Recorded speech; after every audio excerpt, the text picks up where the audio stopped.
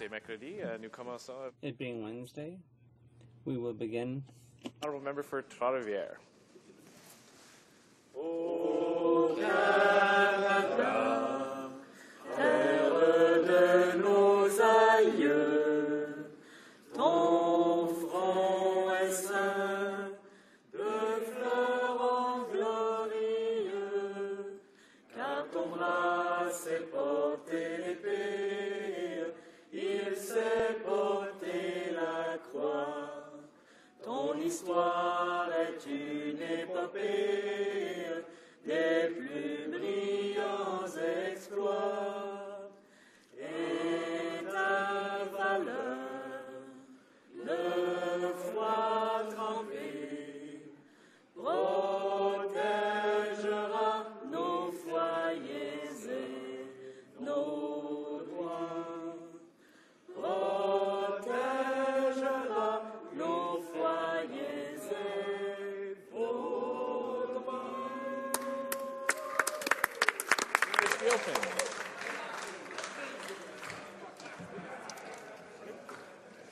Statements by members. Déclaration des députés. The honourable member for Ajax Pickering. Thank you, Mr. Speaker. Over the past several weeks, I had the great pleasure of attending several Tai Pongal celebrations, including my home riding of Ajax Pickering, where the Durham Tamil Association and the Tamil Cultural and Academic Society of Durham did a great job showcasing the talents of many Canadians of Tamil heritage. With Canada now home to the largest Tamil diaspora outside South Asia, I was proud that Tamil Heritage Month was officially launched throughout the GTA on January 9th. This great initiative began in my home region of Durham with declarations by the City of Pickering, Town of Ajax, Town of Whitby, City of Oshawa, and the cities of Toronto, Brampton, and Markham soon afterwards. Mr. Speaker, at Tai Pongal, Tamil Canadians give thanks for a bountiful harvest and abundant blessings. They leave the past behind and open themselves to the new. Unfortunately, for 4 long years since the end of a protracted conflict, the government of Sri Lanka has failed to live up to this spirit. There has been no serious reconciliation and no accountability for alleged war crimes and mass killings. Even basic rights continue to be denied to Sri Lankan Tamils. And the recent impeachment of Chief Justice Shirani Bandaranaike, the Sri Lankan government has shown a gross disregard for the rule of law. Mr. Speaker, join me in wishing all Tamil Canadians a great Tamil Heritage Month and a happy Tai Pongal.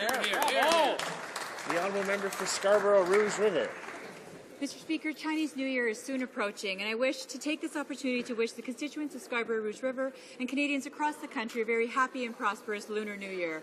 I also wish to thank the organizations in my riding for their tremendous efforts in cherishing the traditions and making this month of celebration one where all Canadians can explore the Chinese heritage, language, and culture. I, for one, always look forward to the dragon dance, the delicious food, and meeting constituents. During the next couple of weeks, I'll look forward to celebrating the Year of the Snake with local residents and community organizations like HoC, ACCE, CCC, and the Confederation of Greater Toronto Chinese Business Associations. The Chinese Cultural Centre of Greater Toronto is a pivotal member of the Scarborough community. As one of North America's most technologically advanced centres, it provides space for recreation, cultural, and art facilities to all community members. Today, I want to thank all community organizations in the riding for the work that you do, and once again wish the members of in Scarborough Rouge River a happy and prosperous Year of the Snake. 新年快乐，恭喜發財，恭喜發財，新年快樂。The honourable member for Mississauga South. In the beautiful riding of Mississauga South stands an unassuming red brick building, all that's left of Small Arms Limited, a Crown company that produced close to 2 million rifles, pistols, and machine guns during the Second World War. At its peak, it produced 1,250 of the famous Lee Enfield rifles per day and employed 5,500 people, most of whom were women. These women stand as examples of all those Canadians who sacrificed and contributed to the war effort here at home, especially during those difficult times. Today, they are affectionately known as the Bomb Girls. One of these women is Patricia Brooks, who worked at the Small Arms Building and to whom I recently had the privilege of awarding the Queen's Diamond Jubilee Medal for her service. In 2009, the Small Arms Building was officially designated as a heritage building. The plan for it is to be developed as a centre for arts, culture, heritage, and environmental science. Thank you, Mississauga South Bomb Girls, for your contribution to the war effort and to Canada. The honourable member for Saint Maurice Champlain.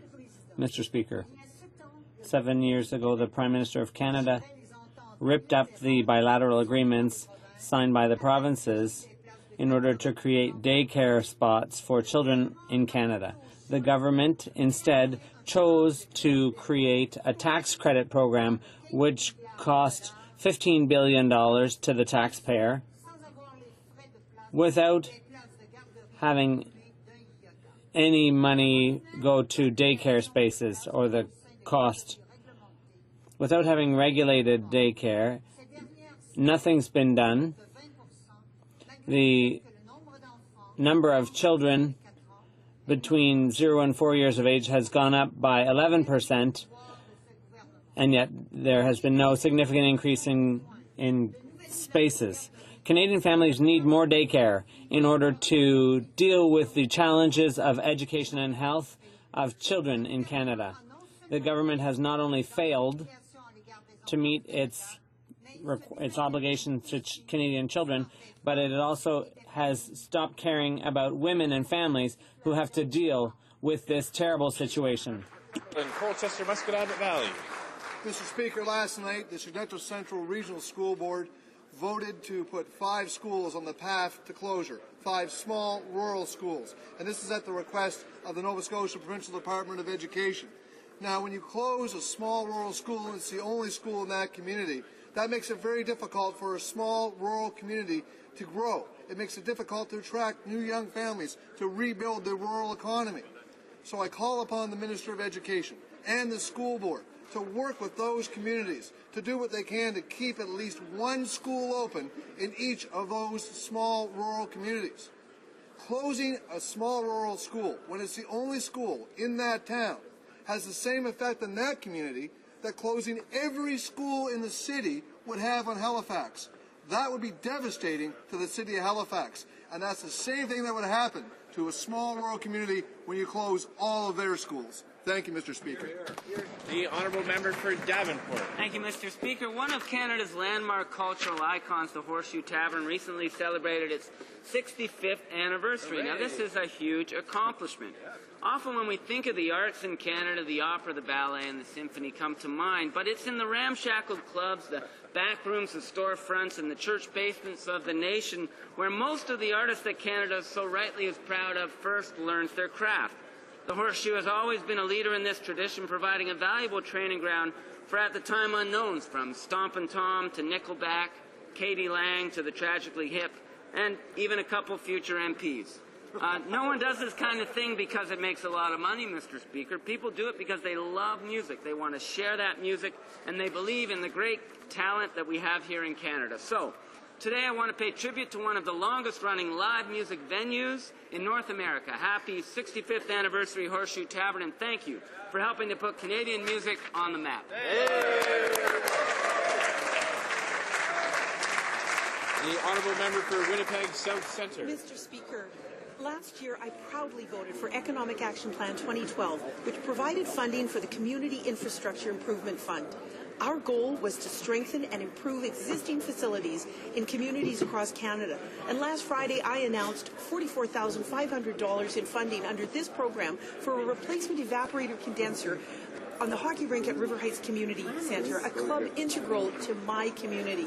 Thanks to our investments in infrastructure, we are creating jobs and keeping ice rink revenues coming into the community club with reliable, environmentally responsible ice-making equipment. Skating with my friends and neighbors last Friday night and seeing them teaching their children how to skate where I taught mine how to skate and I learned myself, I was delighted to see that our government's investment in Economic Action Plan 2012 is already making a difference for the residents of my community of Winnipeg South Centre. Thank you, Mr. Speaker. Honourable Member for Peterborough. Mr. Speaker, the riding and region that I represent, the Electric City region of Peterborough, Ontario, is famous and renowned for many things. The first city in North America where electric streetlights went on, the city that built the generators for the Hoover Dam and the Churchill Falls, the home of the world's tallest hydraulic lift lock, the historic Trent Severn Waterway. It's a place where we grow the grain and then we produce a Quaker oatmeal, granola bars, and cereals for the nation. It's a place where we take our sport seriously, Mr. Speaker. Peterborough is a hockey town, and not just any hockey town. Indeed, no major junior hockey franchise has produced more NHL players than the Peterborough Petes, boasting names like Yzerman, Larmer, Gainey, Stahl, Ricci, Murphy, Pronger, Redmond, and even Gretzky, Mr. Speaker. We've sent a few coaches as well, lesser knowns, of course, like Scotty Bowman, Mike Keenan, Roger Nielsen, Dick Todd, and Gary Green. This Saturday, CBC will be broadcasting live and celebrating Hockey Day in Canada from the base of the Peterborough Lift Lock along the Trent-Severn Canal. I invite all Canadians to tune in and join one of Canada's greatest hockey cities, Peterborough, Ontario, and celebrate all that our game means to Canada and how it unites us as Canadians.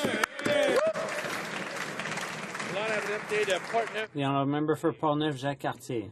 Mr. Speaker, today citizens of my riding learned some very sad news. After 6 years of operation, the Colombière House, an educational and social rehabilitation residence, is forced to close its doors for good for lack of funds. The residence near Quebec City is a not-for-profit that helped young mothers in difficulty to get their lives in order, to graduate from school, and to learn how to care for their child. These women were welcomed by a team of warm professionals, and they were able to rebuild their lives with their child. Over the years, the team there helped over 175 mothers and children, and I'd like to thank and congratulate Ms. Claire Menard, the founder and director general of the organization, for her incredible dedication, perseverance, and great care.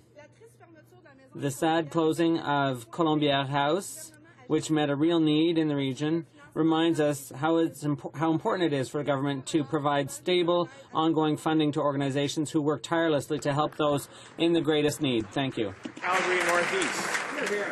Mr. Speaker, our government is committed to building on our strong ties with India to create a partnership that will lead to jobs, growth, and long-term prosperity. The Canada-India trade agreement is a key part of our government's ambitious pro-trade plan, and we are pleased that a 7th round of negotiations toward this goal is concluding today in New Delhi. An agreement would be great news for Canadian workers and exporters.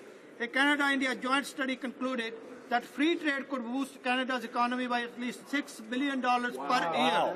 That's like almost 40,000 new jobs across the country. So I was disappointed to see the NDP member for Vancouver Kingsway stating in a recent news article that there was nothing pressing about these negotiations and that other topics are of, quote, far larger significance, end quote.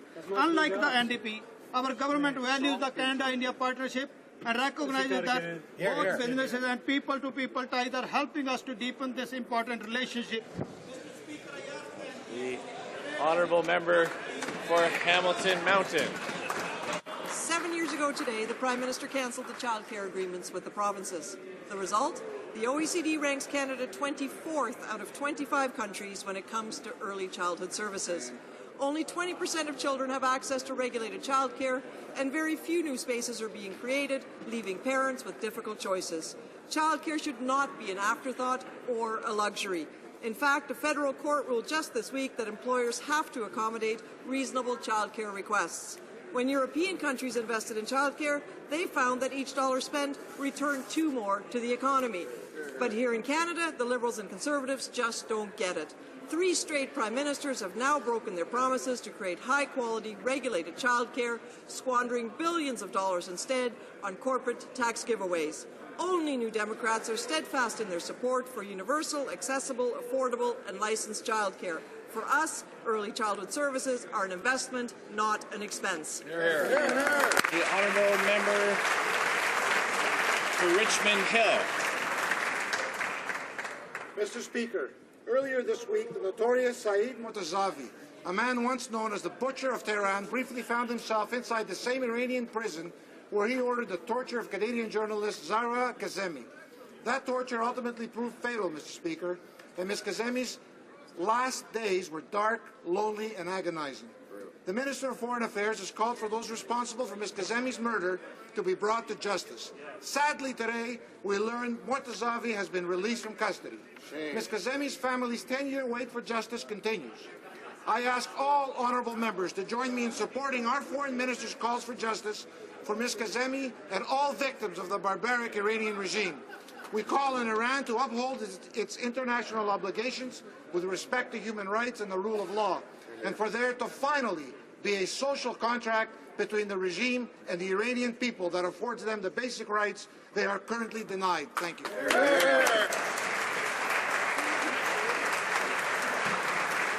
The honourable member for York West. Mr. Speaker, 7 years ago today, the Prime Minister, as his mean-spirited first act in office, tore up signed agreements that would have created high-quality and low-cost childcare options for Canadian families. With the help of their co-conspirators in the NDP, the Conservatives tried to pass off their taxable benefit program, a program that has cost taxpayers $15 billion as a replacement. $15 billion squandered and no decrease in child care fees. $15 billion squandered and no new regulated child care spaces for families. $15 billion squandered and precious little to show.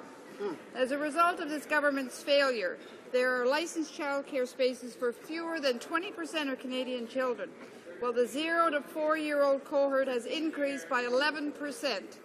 There can be no question that Canadian families deserve a break and the chance to provide every child with the best possible start in life. And it is appalling how these Conservatives have failed our children and Canadian families. The honourable member for Lotbinière, Chute de la Chaudière. Mr. Speaker, 7 years ago, Canadians expressed their confidence in our government, and we will remain focused on what matters most to Canadians, the economy. Our Prime Minister and our government will continue to focus on our economic action plan to create jobs, stimulate growth, and ensure long-term prosperity. As the Prime Minister said, our government will never forget that the key to the hopes and dreams of Canadians is Canadian prosperity. For you, for him, for all of us, the economy remains top priority. Unfortunately, while our side of the House continues to focus on the economy, the NDP leader and his party remain determined to impose a carbon tax of $20 billion, a carbon tax which would be harmful to Canadians and the economy. We urge the opposition and its leaders to come on board with the government and help Canadians.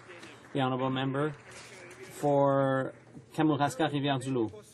Mr. Speaker, the NDP is not the only one that's disgusted by what the Conservatives have done with EI. All across the country, Conservatives are condemning their own party. Even those who ran for the Conservatives in the last election are revolted. They say, and I quote, "This makes no sense. It's a backward step for the regions before the reform.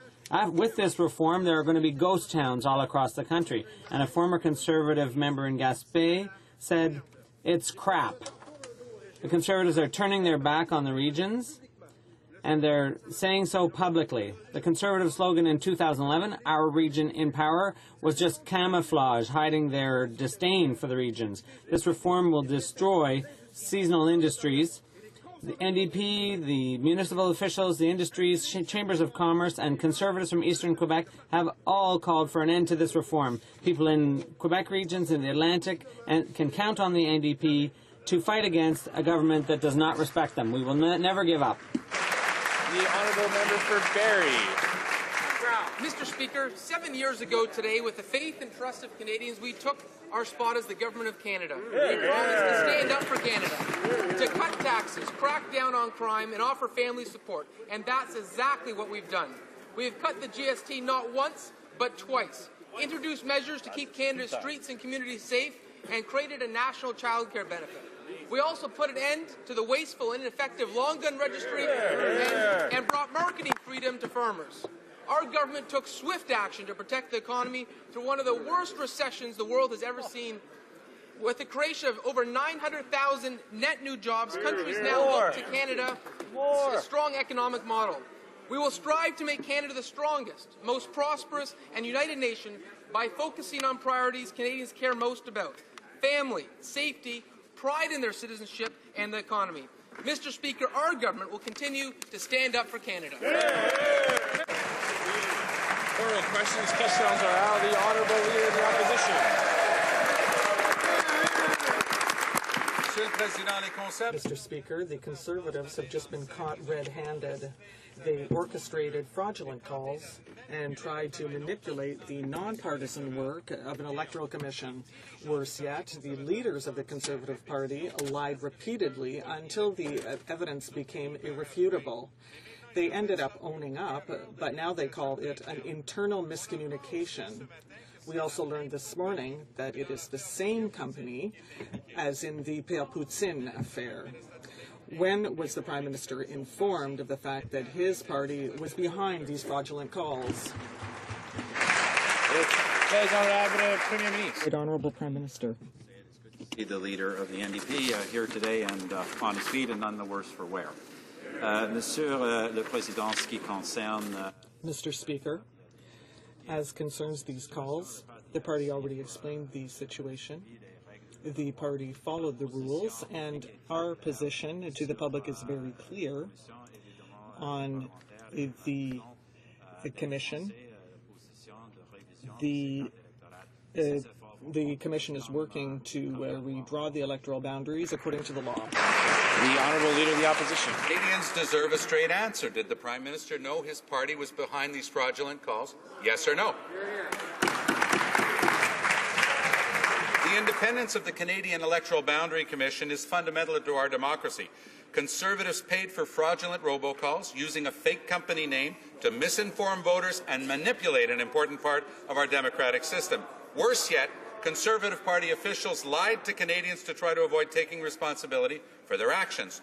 Who will the Prime Minister hold accountable for this fraud? Excellent.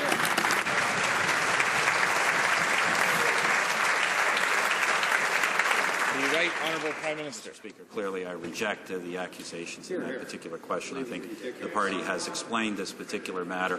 As I think the Speaker knows very well, there are electoral commissions in effect to redraw boundaries. Those commissions accept and expect input from parliamentarians, from political parties, and from the general public. There has been, in Saskatchewan, overwhelming opposition to the particular proposals, but we are simply operating within the process as it exists, and indeed it encourages all actors to do it. The Honourable Leader of the Opposition. Calls become input in our democratic process. L'année dernière, ils ont... Last year, they presented a budget that axed all essential services to Canadians, such as pension plans, health care, employment insurance. And since then, they've tabled two mammoth bills, gutting environmental protection and destroying accountability measures. In all these files, the Conservatives see that Canadians don't agree with them. So as the budget approaches, can the Prime Minister assure us that Canadians will not have to relive the same things, that they will not repeat the same errors? Right Honourable Prime Minister. Mr. Speaker, the objective of our next budget will be, as always, to ensure economic growth, job creation, and long-term prosperity. Mr. Speaker, we are the first government to reduce the deficit without making cuts, and we are helping children with their education and the unemployed. We have the intention, Mr. Speaker, to keep these programs in place. Conservatives' other priority was to gut environmental protection. The budget should not be a catch-all. It should focus on Canadians' economic priorities. The NDP has been calling for a permanent infrastructure program to fill the current gap for 5 years. Will the Conservatives listen to our request? The Honourable Parliamentary Secretary. Mr. Speaker, the 2012 budget was focused on job creation and also on long-term prosperity for our economy. And, of course, we will continue in this vein. I want to say clearly that we were very disappointed by the NDP, who voted against the hiring tax credit for small business, the enhancement of the youth employment strategy, and other programs for young Aboriginals. I hope this year they will support these projects that will help us as Canadians. The Honourable Member for Parkdale, Hyde Park. Well, it's funny and sad that the Minister of Finance is already saying people will be disappointed with this budget, so he's off to a great job selling it. Mr. Speaker, more people are unemployed now than before the recession, and middle-class families are being squeezed. Budgets are about choices, so will the Conservatives be changing their priorities to focus on priorities like infrastructure and creating good jobs, Or will we end up with another budget where Conservatives help their insider friends, attack their political enemies, and ignore the real priorities of Canadians? Hear, hear. Hear, hear. The Honourable Parliamentary Secretary, the Minister of Finance.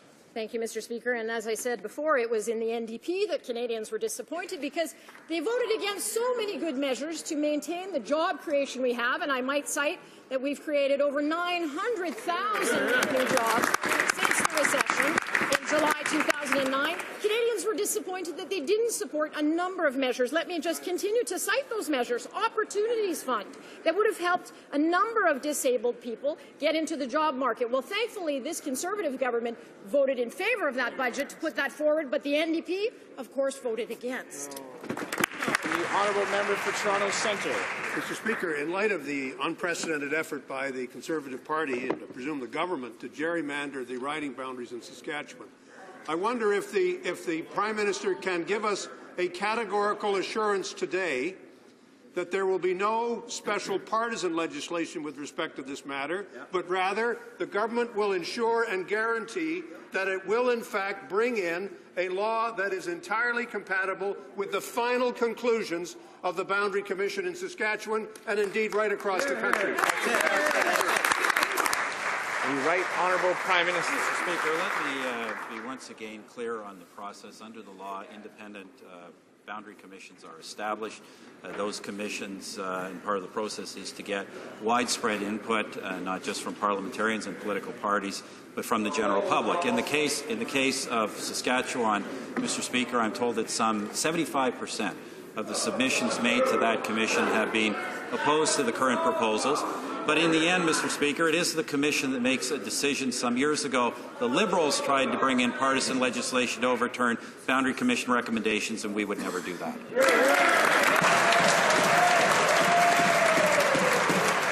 The Honourable Member for Toronto Centre. Mr. Speaker, the Prime Minister is completely wrong. And history will show clearly that what he said is not the case, but I want a clear assurance on the part of the Prime Minister that he will ensure that the decisions made by the Commission will be followed by the government. And will he stop putting political pressure on a legal commission with regard to the robocalls by the Prime Minister of Canada? Right Honourable Prime Minister. I just answered this question, Mr. Speaker. The government will not propose changes to the process. He is completely wrong. After the 1991 distribution, Parliament, both houses, spent over a year fighting, I know because I was a spokesperson, fighting Liberal attempts to change legislation to overturn boundary recommendations. There is a public process. All parties. Order. The Prime Minister has the floor. We'll have a little bit of order. The Right Honourable Prime Minister. The process, Mr. Speaker, is independent, but it allows and encourages parliamentarians, political parties, and all Canadians to put their views known on this matter, and we have done so and will continue to do so. The Honourable Member for Toronto Centre. Mr. Speaker, perhaps I could ask the Prime Minister, in light of the press reports, we have no other information from the Minister with respect to what is on the table and what is not on the table with respect to the trade negotiations with the European Union. I wonder, given the fact that the Prime Minister before gave this House and gave the people of Canada a solemn assurance that the supply management system of this country would be defended by the government in all of its trade negotiations, can he give us a categorical assurance that dairy is not on the table and that, in fact, the dairy farmers of this country will not be sold out by the Conservative Party and by his government, Mr. Speaker?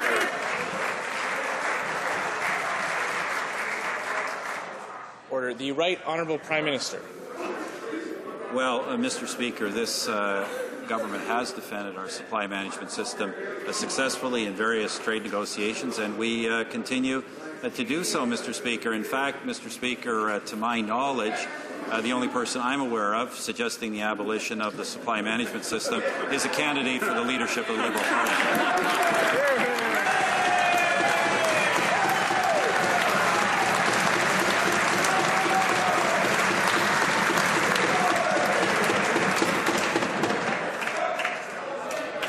The honourable member for Halifax.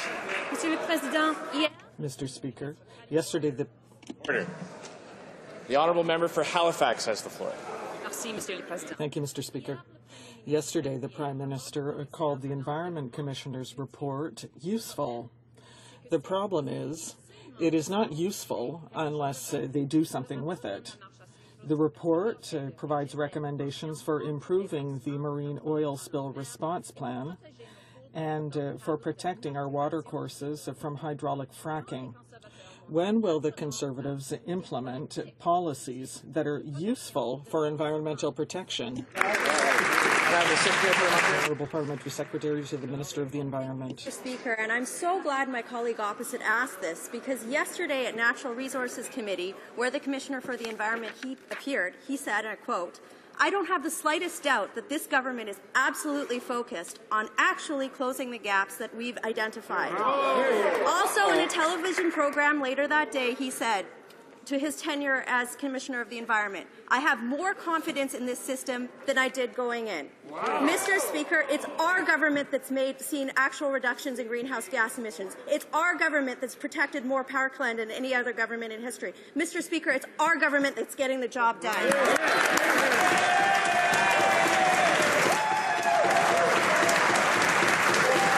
honourable member for Halifax. Perhaps the Conservatives could read the rest of the report, because there's some pretty stark warnings in there. You know, yesterday it was pretty disheartening to hear this Conservative government claim again that they have no responsibility whatsoever to protect Canadians from potentially toxic substances in hydraulic fracturing fluid. Conservatives know that Health Canada and Environment Canada, well, they have responsibility over these toxic substances, and industry already agrees that public disclosure is the best practice. So why is the Minister of Environment shirking his responsibility? Honourable Parliamentary Secretary. Well, Mr. Speaker, as I said yesterday in this House and numerous times in the past, our government knows that the primary responsibility for hydraulic fracturing is the provinces. This is a jurisdiction issue. Mr. Speaker, on top of that, our government has a world-class chemicals management plan, which has assessed thousands of toxic substances, and we've worked to make sure that industry and Canadians are safe in their management, Mr. Speaker. We'll continue on this track. Honourable member for Burnaby, New Westminster. So the Conservatives think it's okay for companies to inject any old chemical substance into the earth, but Canadians don't deserve this. And there are many other worrisome facts brought up by the Commissioner, like the inadequate offshore liability regime for oil spills. The NDP has been denouncing this problem since the Deepwater Horizon disaster in 2010, and they have done nothing for 3 years. So will they follow the Commissioner's recommendations, or will they be once again negligent and irresponsible? The Honourable Parliamentary Secretary to the Minister of the Environment. To remind my colleague opposite of what the Prime Minister said yesterday, that is that we understand that the fundamental principle of our environmental review system and our environmental regime is the polluter pay principle. We are committed to reviewing this on an ongoing basis. That said, we also know that we need to have strong measures in place to ensure that these spills don't occur. That means if you look in our responsible resource development package, you can see the measures that we've put in place to take that. Our government, doubling the amount of pipeline inspections, more rigorous standards for tanker safety. This is our government, and this is the real record that we have on environmental protection. The honourable member for Burnaby, New Westminster. I think Canadians would have liked the Parliamentary Secretary to stand up honestly and say, we've done nothing about liability and we're ashamed, Mr. Speaker. I think that's what they would have wanted to hear. Now, they ran through laws that destroy environmental protection, but they won't do anything to fix the nuclear liability problem. Now, the Fukushima disaster cost nearly $200 billion. You Democrats have warned them, experts have warned them, now the Environment Commissioner is warning them. So when will Conservatives start listening and do something before pushing Canadian families off this dangerous liability cliff? The Honourable Parliamentary Secretary to the Minister of Natural Resources. Mr. Speaker, this is just bizarre. We brought the bill forward to raise the nuclear liability limits, and the NDP were the ones who filibustered it and did everything they could prevent it from passing. Mr. Speaker, when it comes to liability limits for tankers, the Commissioner of the Environment yesterday said Canada's amounts are absolutely in line with the international system. In setting those international standards, Canada has been a leader.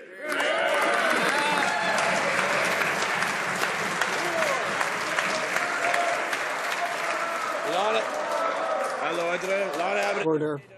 The Honourable Member for Rosemont-le-Petit-Patrie. For environmental protection, they get a failing grade, but for robocalls, they're first in class. At first, the Conservatives feigned indignance. No, it's not us. But then they finally had to admit that they are behind the calls made in Saskatchewan to attack the credibility of the Commission, the Electoral Boundaries Commission. Mr. Speaker, Pierre Poutine is back. And there's nothing like gerrymandering to ensure election. It's very sad, but the Conservatives are playing politics with the Commission, with the Commission's work. When will they start respecting Elections Canada and giving them real investigative powers to fight fraud? The Honourable Minister of Agriculture.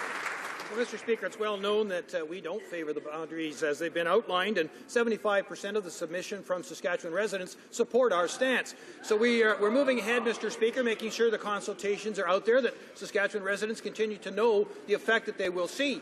In an unprecedented move, one of the three commissioners tabled a dissenting report, Mr. Speaker. We look forward to having those discussions. Honourable Member for Timmins, James Bay. Mr. Speaker, the point about these robocalls is first the Conservatives denied trying to interfere with Saskatchewan voters, and then they were caught red-handed with these harassing calls. That's the fact. And what's more, they used Matt Meyer, whose company was previously hired by Pierre Poutine. Remember him, who misdirected thousands of people with fraudulent voters calls. So what a small world. So it looks like Matt Myers and the Conservatives have been caught red-handed this time. So will this government urge the Conservative Party to stop interfering with the Nonpartisan Boundary Commission? Will they stop trying to gerrymander? The Honourable Parliamentary Secretary, the Minister of Transport. Mr. Speaker, the miscommunication was already acknowledged and corrected by the party. What I find interesting, though, is that the NDP is condemning a practice in which it itself engaged. Allow me to quote Chantal Hébert from February 27, 2012. When the member for Saint-Marie-Champlain left the NDP to sit as a Liberal in January, the Democrats hired a firm to robocall her constituents. The NDP was not identified as the sponsor of the calls. However, the party claimed that the calls were not illegal and they were perfectly comfortable with them. Honourable Member for Timmins, James Bay. Thank you, Mr. Speaker. We didn't... Order. Order. The Honourable Member for Timmins, James Bay has the floor. Well, Mr. Speaker, if they did what was okay, they would have admitted in the first place instead of trying to hide underneath their desks. But let's get to another issue. Let's talk about Senator Come-From-Away, Mike Duffy, who hits up the taxpayers for $41,000 claiming to live in PEI. Then he's an Ontario voter. Then he tries to scam a health card. They turn him down.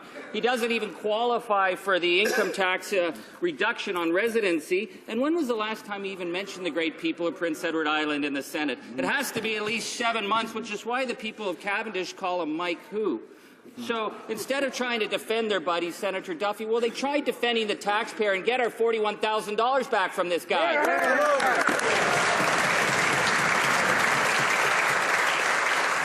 The Honourable Government House Leader. Mr. Speaker, as has been said many times in this chamber, all parliamentarians are expected to maintain a residence both in their home region and here in the National Capital Region. The Senate is, as we know, doing a review of their current rules and ensuring that they are properly applied to all senators. The Honourable Member for Toronto Danforth. Mr. Speaker, the Electoral Boundary Redistribution Act establishes independent commissions in each province, each headed by a judge. These commissions serve in good faith and expect non-interference from political parties and especially from the government. No party with a basic sense of ethics would contemplate attempting to pressure a boundary commission to reverse its proposals by conducting a robocon propaganda campaign against it. That's true. So why is the Conservative government now interfering with the Saskatchewan Boundary Commission? The Honourable Minister of Agriculture.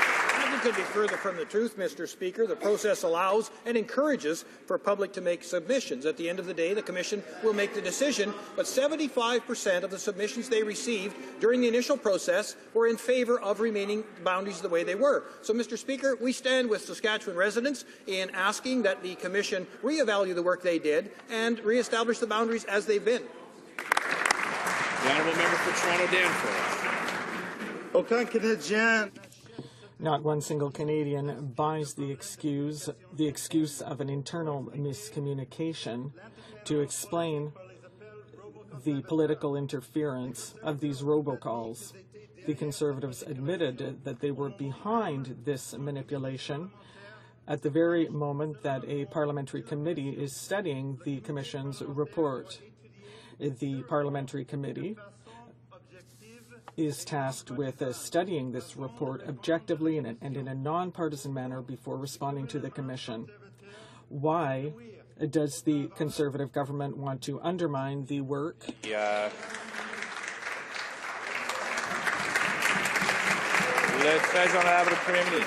Right Honourable Prime Minister.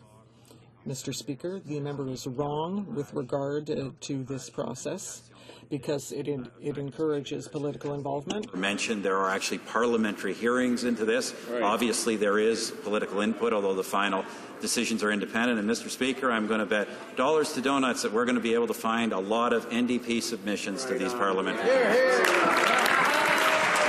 honourable member for Mount Peck.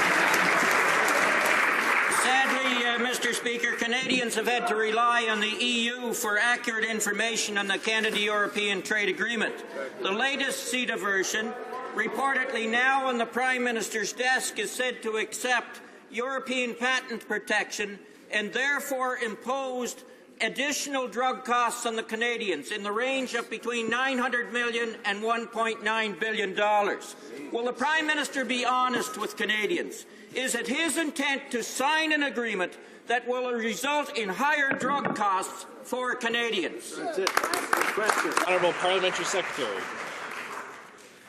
Mr. Speaker, I reject the premise of the honourable member's question.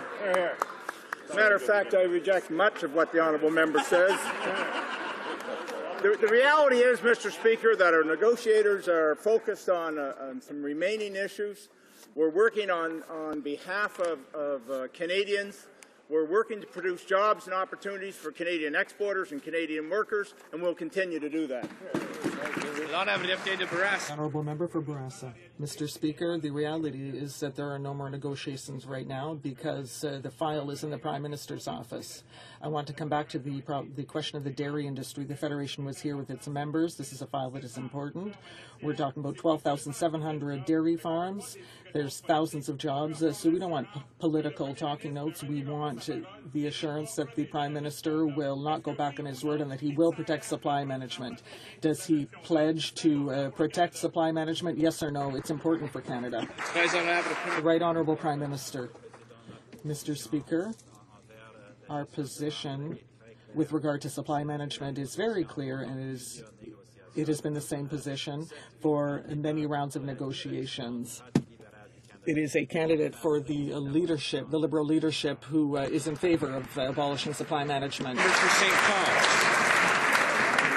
Speaker, on Monday, the Minister of Aboriginal Affairs told this House that under his government, quote, we have seen a steady increase in graduation rates for First Nations. Sadly, just hold the phone, boys.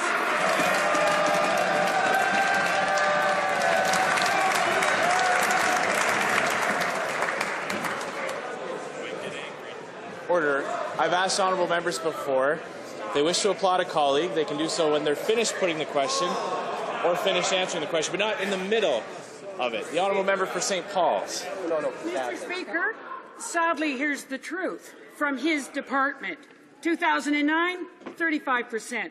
2010, 33%. 2011, 35%. And last year, 35% again.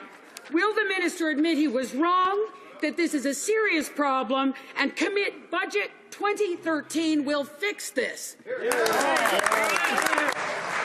Honourable Minister of Aboriginal Affairs. Mr. Speaker, we are taking serious action to ensure that First Nation students have access to a quality education just like every other student in Canada. That's why we've launched intensive consultations on the development of a First Nations Education Act. We want to have that in place for September 2014 for the school year. We have already had one of our regional roundtables in Nova Scotia and we're going to have one tomorrow, or Friday this week in Saskatoon. We are moving forward, and we are achieving success. Thank you. The honourable member for Hamilton Mountain. 7 years ago today, the Prime Minister cancelled the national child care agreements. The Conservatives promised to create more child care spaces, but like so many promises, they failed to deliver.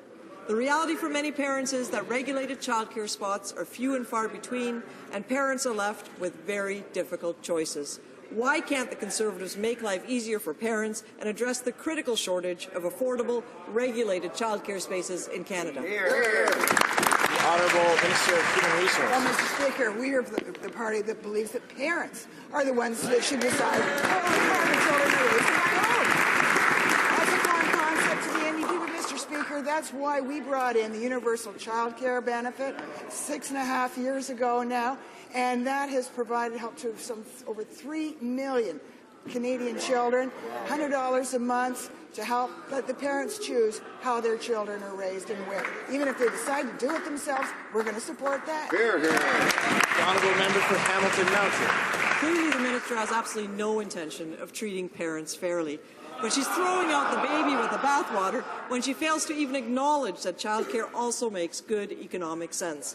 In Quebec, the childcare program boosted its GDP, creating $1.7 billion in revenue provincially and $700 million for the federal government. Why can't the Conservatives admit that a national child care program is both fairer to parents and makes good economic sense? The Honourable Minister of Human Resources. Well, Mr. Speaker, we do have a national program that's accessible by all parents. That allows them the freedom to choose whether they want to stay at home and raise their child, have granny look after them, or go for traditional daycare. But, Mr. Speaker, traditional daycare isn't available to all parents. It's simply not there. But that's why we also gave the provinces a lot of money over which they've created tens of thousands, in fact, well over 100,000 new child care spaces so that parents would have that option as well. We're there for parents and for parents' choice in how they raise their children. The Honourable Member for Châteauguay-Saint-Constant. Mr. Speaker, the Conservatives abandon veterans all too often. Their so-called action plan in response to the report tabled recently by the Ombudsman simply isn't an action plan at all. The Ombudsman said, and I quote, "The changes to the department's application process fall short of ensuring procedural fairness." Instead of cobbling together these half measures to try to make the problem go away, why don't the Conservatives put in place measures that will help veterans? The Honourable Minister. Thank you, Mr. Speaker. I was very clear in the House. Not only are 70% of all applications accepted at the department, but government-wide, it's 85%. So, Mr. Speaker, that's why we welcome the report from the Ombudsman, and we introduce measures to make veterans more aware of information available for processing their applications. Mr. Speaker, what we have to ask is why the NDP, each time we put forth measures to improve conditions for veterans, they sit down or they vote against it. Sackville Eastern Shore. Well, Mr. Speaker, when we become the government, then we'll show veterans how they should be treated in this work. Mr. Speaker, these veterans have to go before a politically appointed board with information that the adjudicators have, but they do not have. What fairness is that, Mr. Speaker? And the Ombudsman was very clear. He said that the department must make it fair to the veterans when they appeal for the benefits to have all their documents in advance so that can be a level playing field when the discussions take place. Well, will the minister now commit to this House and to the people of Canada and to the veteran community that when a veteran appeals for a benefit, they will get all the documents they so richly deserve? The Honourable Minister of Veterans Affairs.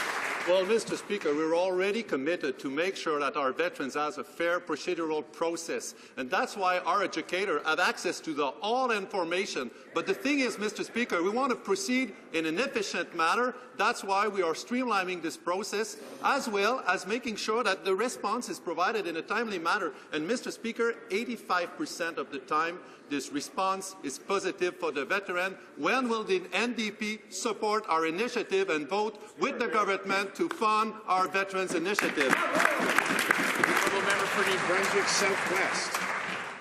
Mr. Speaker, hold that change in government. For the NDP and Liberals have chosen to ignore the Canadian Association of Chiefs of Police, the Canadian Police Association, victims organization, immigration lawyers and experts, and have voted against the faster removal of Foreign Criminals Act.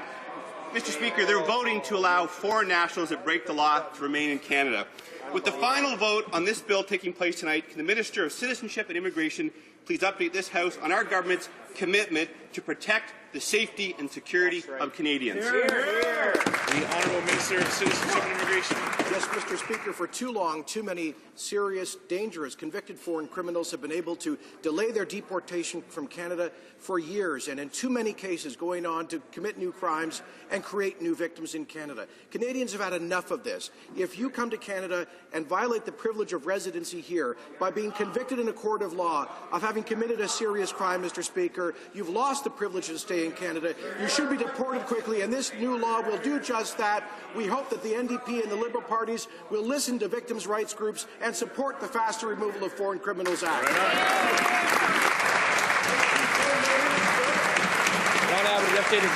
The Honourable Member for Gaspésie, les Îles de la Madeleine.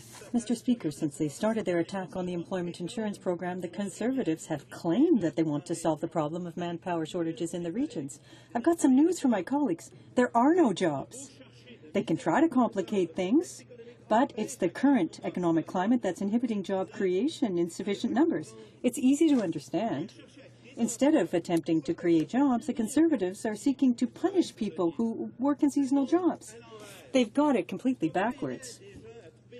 Why not help create jobs where the unemployment rate is on the rise instead of punishing these poor workers? The Honourable Minister.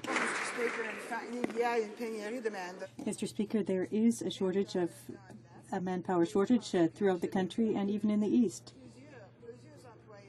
And I meet with several employers regularly. What we're doing, Mr. Speaker, is connecting people with available jobs in their areas and in their regions. That's what's best for employers and employees and the economy. Mr. Speaker, we're trying to help people find jobs, but the NDP should also try to help people. Member for Dartmouth, Cole Harbour. Thank you, Mr. Speaker. This government is making a mess of the EI system. I was talking to Francis this weekend, one of a whole flood of constituents that have been calling my office because they can't get through to Service Canada to deal with their problems. In Francis' case, she said she was calling every hour on the hour for a week, and all she got was an answer machine that said, sorry, call back, please, we're busy. How can this government explain to Canadians why they're messing up the EI system? They can't even manage a call center. Please explain that. The Honourable Minister of Human Resources. Mr. Speaker, far from it, what we're doing is we're helping Canadians get back to work. And Mr. Speaker, there are shortages of workers across this country, even in the East. That's where we're focused on helping people get the jobs that are available in their areas. Mr. Speaker, as a last resort, too many employers are having to bring in foreign workers, temporary foreign workers, to fill the jobs because there are or have been disincentives in the employment insurance, disincentives that keep people from working when they could, when they would be better off and their families would be better off for doing so. Mr. Speaker, we're helping Canadians get back to work. Honourable Member for Victoria. Mr. Speaker, yesterday the NDP successfully pushed the Finance Committee to study tax havens. The UK, the US and Australia all have published official estimates of how much these tax havens are costing us. But the Conservatives' position is to cover their eyes and pretend it isn't happening. Mr. Speaker, could the Minister of National Revenue tell this House why she isn't interested in finding out just how much these tax revenues go missing? The Honourable Minister of National Revenue. Thank you, Mr. Speaker. We're very interested in how much of this money goes missing, and that's why we aggressively pursue all information we receive. We take this issue very seriously, and it's why our government has increased the number of CRA experts on this file by roughly 40% from the last year of the Liberal government. Since 2006, CRA has audited thousands of cases and identified more than $4.5 billion in unpaid taxes through our efforts on aggressive international tax planning. This compared to just $174 million the last year the Liberals were in office. Member for Victoria. Mr. Speaker, they're quick to brag about money they've recovered, but they don't know how much money's gone missing. Monsieur le Président, c'est bien. Mr. Speaker, it is possible to determine how much the government loses to tax havens. Other countries have done so. So why won't the minister commit today to finding out just how much the government loses in revenues and to solve this problem once and for all? The Honourable Minister of National Revenue. Thank you, Mr. Speaker. As I said, this is a serious issue, and under this government, we've taken a leadership role with our international partners. At the Finance Committee, when asked about the issue, former Secretary General of the OECD and Liberal Cabinet Minister Donald Johnson had this to say: "The progress that has been made over the last 5 years in Canada has been remarkable." For Cape Breton Council. Mr. Speaker, we live in a big, diverse country where all regions contribute in different ways. Some are more affluent than others, and I applaud that success, like the riding of Ajax-Pickering, where the EI rate is under 7% and household income is over $100,000. But their Conservative member believes people in Canso, Nova Scotia, where the EI rate is over 17% and household income under $36,000, should be happy to take jobs at Tim Hortons. Problem is, the closest Tim Hortons is 2 hours away because it's rural Canada. I want to ask, where are the rural members of the Conservative caucus on these changes? The Honourable Minister of Human Resources. Well, Mr. Speaker, I come from a very rural part of Canada, and I'm proud to do so. My constituents have been telling me that they support the changes that we're making, Mr. Speaker. Order. The Honourable Minister of Human Resources now has the floor. Mr. Speaker, applauding the changes because so many of them are trying to find jobs and they're getting the help they need from Service Canada and identifying opportunities in our area in their skill range. But, Mr. Speaker, there are also small business people who are trying to find skills and talent to work for them, and the new systems are helping them do that, and they're helping those people who are getting those new jobs. So, Mr. Speaker, it's a win-win for rural Canada. The Honourable Member for Saint-Laurent-Cartierville.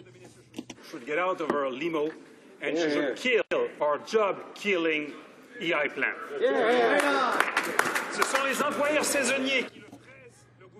Seasonal employers are the ones urging the government to put an end to this bad reform that's affecting their industry and is depriving them of the qualified and skilled... Order, please. The Honourable Member for Saint-Laurent-Cartierville has the floor. Order, please. Yes, Mr. Speaker. We risk losing our best workers. It'll be difficult to attract and retain the most talented among them. And that's the Canadian Federation of Independent Business in the Atlantic that has told us that. Will the government listen to these job creators? Or will they stubbornly insist on killing jobs? The Honourable Minister. Speaker, there are a lot of employers' associations who are with us on this. Let me cite a few. Mr. Speaker, the government's changes to EI reform are positive and an integral step in addressing the challenges for Canadian industry. That's from the Canadian Manufacturers and Exporters Association. One area that I do commend the government for looking at is removing disincentives for people who take, for example, part-time work. Too often we penalize people who want to go to work. Mr. Speaker, that was from the President of the Canadian Chamber of Commerce, the Honourable Perrin Beattie. The Honourable Member for Churchill. Mr. Speaker, after the government dismantled the farmer-owned and operated Canadian Wheat Board, the minister appointed unelected directors to rebrand the institution. It hasn't been a success, so much so that they're reverting to 50s pin-up ads to sell wheat. The new CWB ad symbolizes the Conservative agenda, setting farmers and women decades back. So the question is, since the minister appoints the directors to run the show, will he tell his buddies to take the ad down, or is this how he really sees Western Canadian men and women?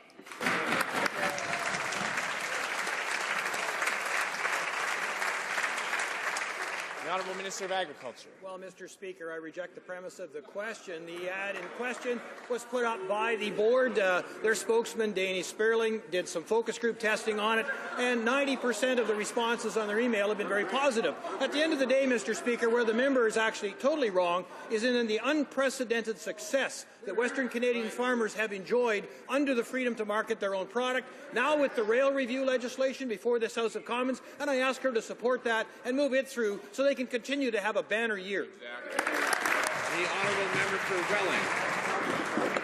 Mr. Speaker, the reality about the appointed directors is it's the minister's responsibility to appoint them, and if he wants the ad down, he should unappoint those directors and put that ad up in the first place. But Mr. Speaker, let me just say the wheat board was dismantled by this Conservative appointees are being really creating instability and confusion for many farmers. In fact, we've heard from lots of them. In fact, they're actually alienating prairie farmers across this country. Instead of listening to farmers, Conservatives would rather play ideological games, and we see that with this ad. With an ongoing hog crisis and cuts risk management programs, it's a shame Conservatives really aren't listening to all prairie farmers. Mr. Speaker, it's a really simple question. Why are they taking hard-working farmers for granted? The Honourable Minister of Agriculture. Well, we've done no such thing, Mr. Speaker. I know the other day they chastised me for the amount of lobbyists I had visit me. Well, that's called consultation, Mr. Speaker. We continue to do that with farm groups, with everybody involved in the whole value chain across the agricultural sector. And we'll do that, Mr. Speaker, because we agree there's a bright future out there. Every time we do start to move forward in a positive way, the NDP stand up, rail against it, vote against it, Mr. Speaker. That's unfortunate. I've attended every major agricultural event across Western Canada and into Ontario this year. I've enjoyed doing that, Mr. Speaker, meeting with grassroots farmers. They agree we're on the right track, and they'll continue to support us. Honourable member for Sault Ste. Marie. Focused on the well-being of Canada's veterans. When questions arose about the potential risks of exposure to depleted uranium, the Minister of Veterans Affairs struck an arm's-length committee of international medical experts to study the issue. This committee spent countless hours meeting with witnesses and reviewing evidence from around the globe. The Minister promised to make this report public so that veterans and Canadians can be assured they have the best information available. Will the Minister of Veterans Affairs please update this House on this important promise? The Honourable Minister of Veterans Affairs. Merci, Monsieur le Président. Thank you, Mr. Speaker, and I'd like to thank the member for Sault Ste. Marie, who does important work on the Standing Committee on Veterans Affairs. Mr. Speaker, all Canadians and our government want care provided to our veterans be based on the most recent data. They want everyone to be aware of that, and that's why I am informing the House that on the website, the report of the Independent Scientific Committee on Veterans' Health is now available. I would invite the committee of the House to consider it. Mr. Speaker, Conservatives continue to fail to protect the health of Canadians. Now they're allowing general sale of energy shots with 200 milligrams of caffeine each. 2 of these shots exceed the adult allowable caffeine dose. The U.S. is investigating deaths linked to energy drinks. Mexico banned the sales to anyone under 18. And the minister's own advisory committee asked her to limit drinks to sales behind the counter in a pharmacy. Yet she continues to ignore the advice. Lowering the limit of caffeine slightly is not enough. Will the minister wake up and do her duty to protect the health of Canadians? The Honourable Minister of Health. Thank you, Mr. Speaker. Mr. Speaker, as I stated yesterday, Health Canada has been very clear that caffeinated energy drinks are not recommended for children. Our government announced a new approach to regulating energy drinks and would include limits on the level of caffeine in these products. It also includes improved labeling in order to support consumers and... The Honourable Minister of Health has the floor. We need a little bit of order. The Honourable Minister of Health. Thank you, Mr. Speaker. Mr. Speaker, it also includes improved labeling in order to support the consumers and parents in making informed choices. The new measures will help all Canadians make informed decisions about the amount of caffeine they consume. Thank you, Mr. Speaker. The Honourable Member for Laurier-Sainte-Marie.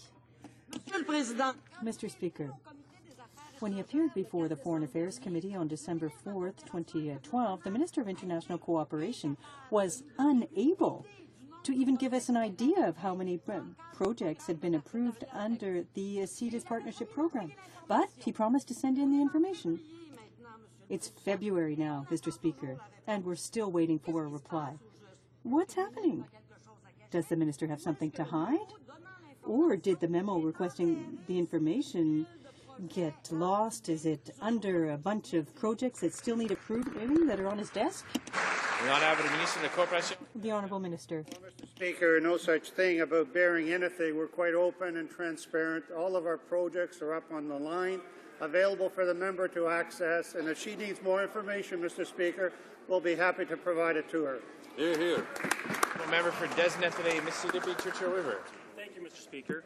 Last month, the federal court ruled with respect to Métis and non-status Indians. As the court stated, this decision is not about the interpretation or application of particular rights either under the Constitution or under specific agreements, nor is it about Aboriginal rights. In regards to this litigation, can the Minister of Aboriginal Affairs and Northern Development please update the House on the next steps? The Minister of Aboriginal Affairs. Mr. Speaker, our government must ensure that programs and services for Aboriginal peoples are fiscally sustainable. We continue to work in partnership to enhance the economic opportunities for Métis and non-status Indians. Given that the federal court decision raises complex issues, it's prudent for Canada to obtain a decision from a higher court. After careful consideration, Canada has filed an appeal, and this court case is now before the courts. Thank you, Mr. Speaker. The Honourable Member for Rivière-du-Nord. Mr. Speaker, it's not just in the eastern part of the country that we can see the disastrous effects of the EI program. Here, too, in the restaurant, in the parliamentary restaurant, the employees are going to feel the effects. Each year, from July to September, they're laid off when the House doesn't sit. They're going to be forced to go out and look for a lower-paying job 100 kilometers away, and if not, their benefits will be cut off. So the next time the minister goes for lunch, the next time she goes to lunch in the restaurant, she going to call those people bad guys? If I were her, I would be a little bit ashamed of that.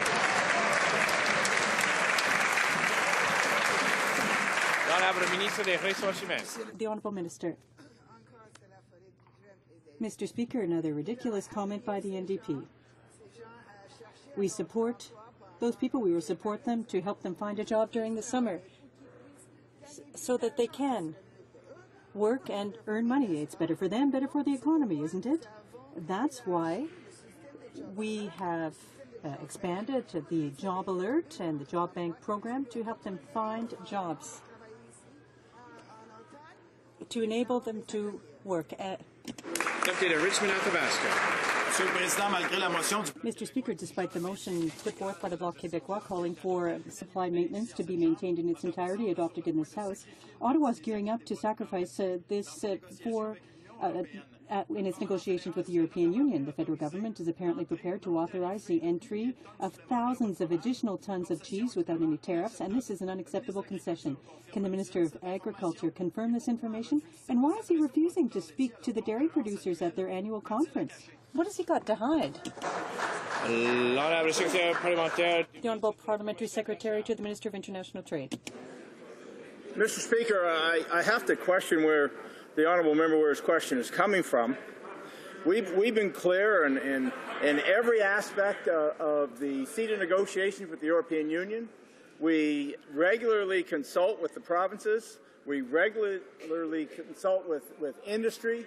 There was part of that question was about supply management. I was speaking so fast I couldn't hear it all. We certainly defended the supply managed sector. The reality is this is a good agreement for Canada, and we will negotiate on the best interest of Canadians and only sign a deal that's in our best interest. That concludes question period for today. The chair has notice of a point of order from the Honourable Government House Leader. Yes, Mr. Speaker.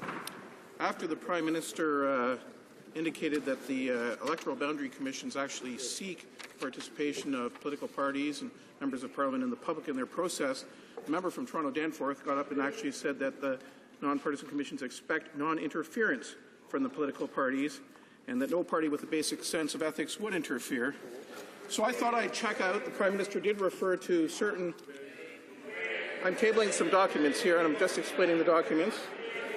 He referred to submissions having been made by members of the NDP. I started on the East Coast. I have here a submission to the Boundary Commission that I would like to table from the NDP member for St. John's, Mount Pearl, South Mount Pearl. I have another submission from the NDP member for Jack Harris. The NDP member for, I apologize, for St. John's East.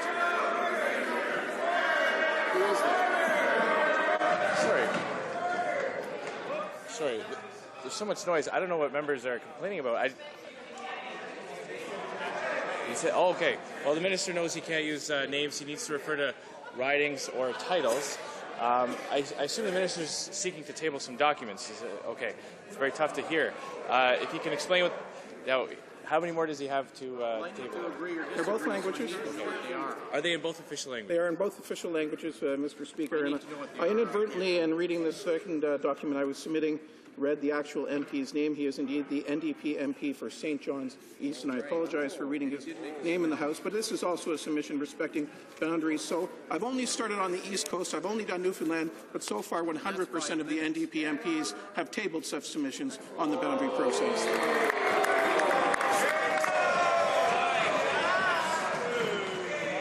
The Honourable Member for St. John's on a point of order. Thank you, Mr. Speaker. To the alleged point of order, these submissions were made by members of Parliament, not by political parties.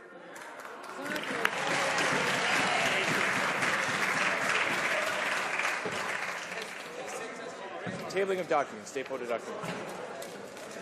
Introduction of government bills.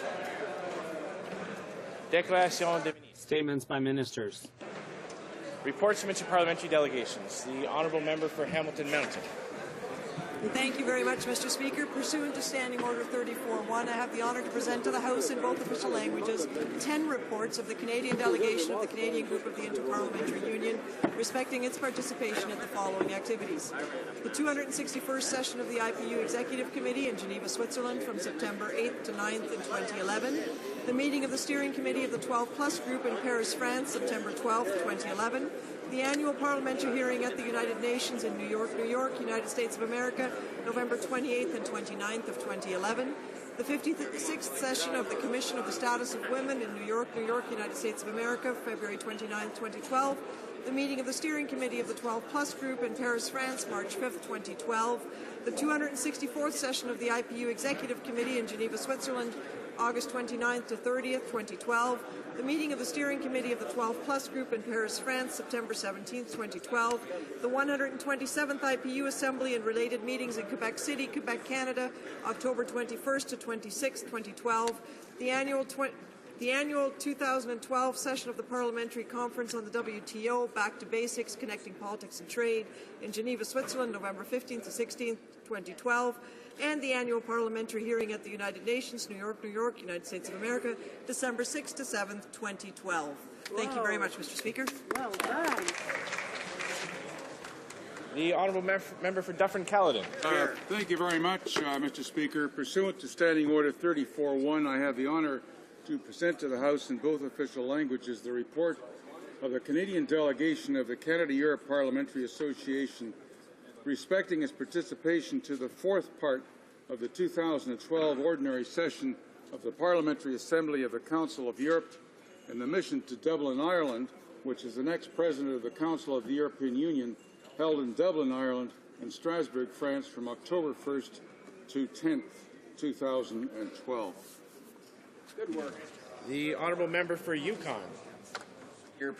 Pursuant to Standing Order 34.1, I have the honour to present to the House in both official languages the report of the Canadian delegation of the Canada-Europe Parliamentary Association respecting its participation to the meeting of the Standing Committee of Parliamentarians of the Arctic region held in Inari, Finland, November 13th, 2012. Thank you, Mr. Speaker. Presenting reports from committees. Présentation des rapports du comité. Introduction of private members' bills. First reading of Senate public bills. Motions, motion. Presenting petitions, présentation des pétitions. The Honourable Member for Algoma, Manitoulin, and Kapuskasing. Thank you, Mr. Speaker. Petitioners here raise the issue that water levels in Lake Huron have dropped 4 to 5 feet since 1999. A potential solution could be building compensating structures along the St. Clair River to offset the increased outflow caused by historic dredging activities. Here are some of the benefits that pertain to their economy: allow freighters to increase carrying capacity, saving millions of dollars, preserving biodiversity, maintaining public docks and recreational amenities, and allowing homeowners to efficiently have access to water.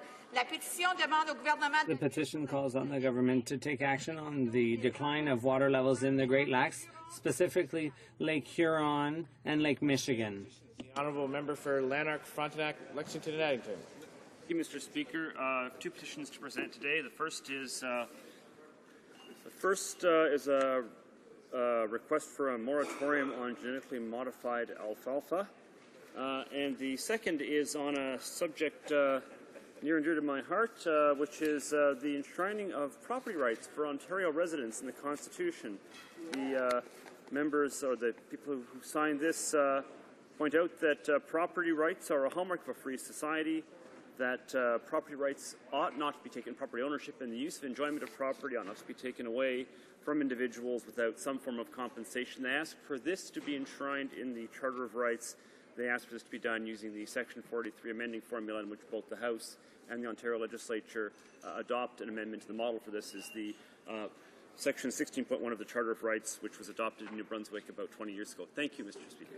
Honourable member for Guelph. Today I table a petition signed by hundreds and hundreds of Canadians from my own riding of Guelph, from southwest Ontario and across Canada, who wish to register their concerns regarding the impacts of genetically modified organisms. Since we cannot be entirely sure what the impact of licensing release of certain genetically modified crops will be on other crops, on farmers and on our exports, the petitioners request a moratorium on the licensing and release of new GMOs and request an independent review of existing GMOs that are currently in the Canadian marketplace. Thank you, Mr. Speaker. The honourable member for New Westminster Coquitlam. Thank you, Mr. Speaker. I rise today to present two petitions. Petitioners calling on the importation ban of shark fin to Canada. The practice of shark finning results in an estimated 73 million sharks a year being killed for their fins alone, and that over one-third of all shark species are threatened with extinction as a result of shark finning. Measures must be taken to stop the global practice of shark finning and ensure the responsible conservation and management of sharks.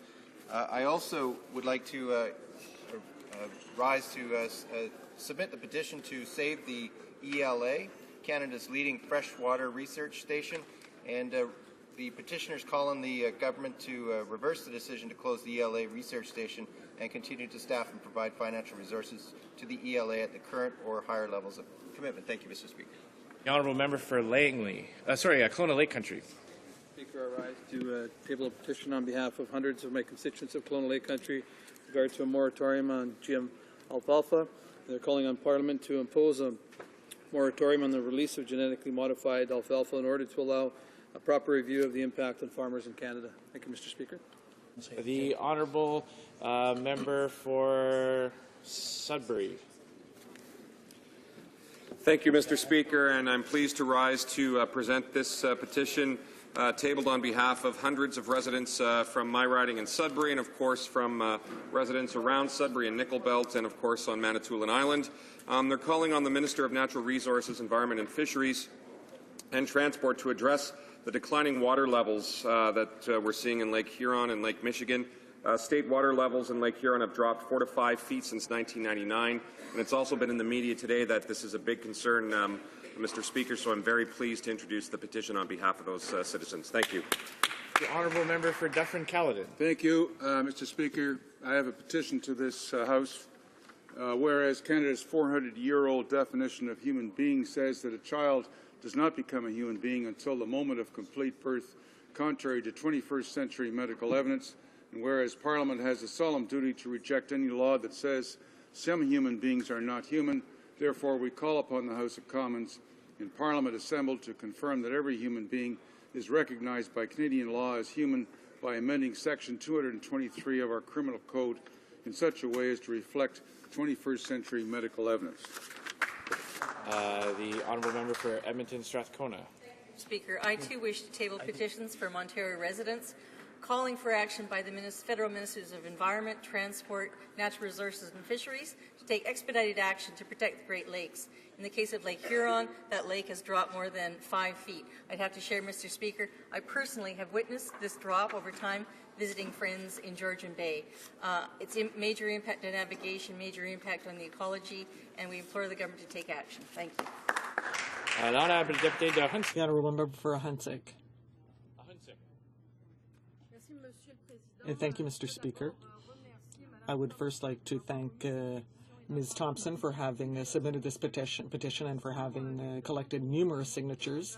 This petition calls on the Government of Canada to accept climate change science and to present a global report on climate change, to identify the current value of government buildings and infrastructure, to determine the potential impact of climate change and the change in extreme weather conditions on the assets identified, and finally to determine what measures should be taken to protect this from climate change. Thank you and congratulations. Thank you, Mr. Speaker. I have 3 petitions. The first one is from petitioners that are calling on the federal government to build speed bumps along the St. Clair River because they're worried about the drop of Lake Huron's water level. By doing so, it will allow freighters to increase carrying capacity as they move through the shipping channel, saving the industry tens of millions of dollars a year. It will restore and sustain the tourism industry on the Great Lakes. It will work to restore the property values, and it will preserve the biodiversity of the Great Lakes. The second petition that I'm submitting is from residents that are very worried that the operation of the Rideau Canal and the Trench-Savion Waterway the hours of operation has been reduced, and they are calling on Parks Canada to return these 2 sites to the 2011 operating hours and length of season in order for all Canadians and visitors to safely enjoy these waterways. The third petition is from Canadians that are worried about our environment and that they are asking the Government of Canada to legislate a ban on bulk oil tankers traffic on BC North Coast because they're worried that the Enbridge Northern Gateway pipeline would carry oil over 1,000 kilometers from Alberta oil sands to the coastline, and that it would make the coastline, BC coastline, and cause problems in the BC coastline. Thank you, Mr. Speaker. Well, member for Saanich Gulf Islands. Thank you, Mr. Speaker. I rise today to present 2 petitions. The first is from petitioners in Chilliwack, Vancouver, and other locations in British Columbia supporting my private member's bill 442, which calls for the creation of a national Lyme disease strategy. I'm hoping for support across all sides of this House. Secondly, Mr. Speaker, presenting a petition from residents of Vancouver calling for the current administration to respect what had been a moratorium since 1972 on supertanker oil traffic on the BC coastline, to make this permanent and legislated. Thank you, Mr. Speaker.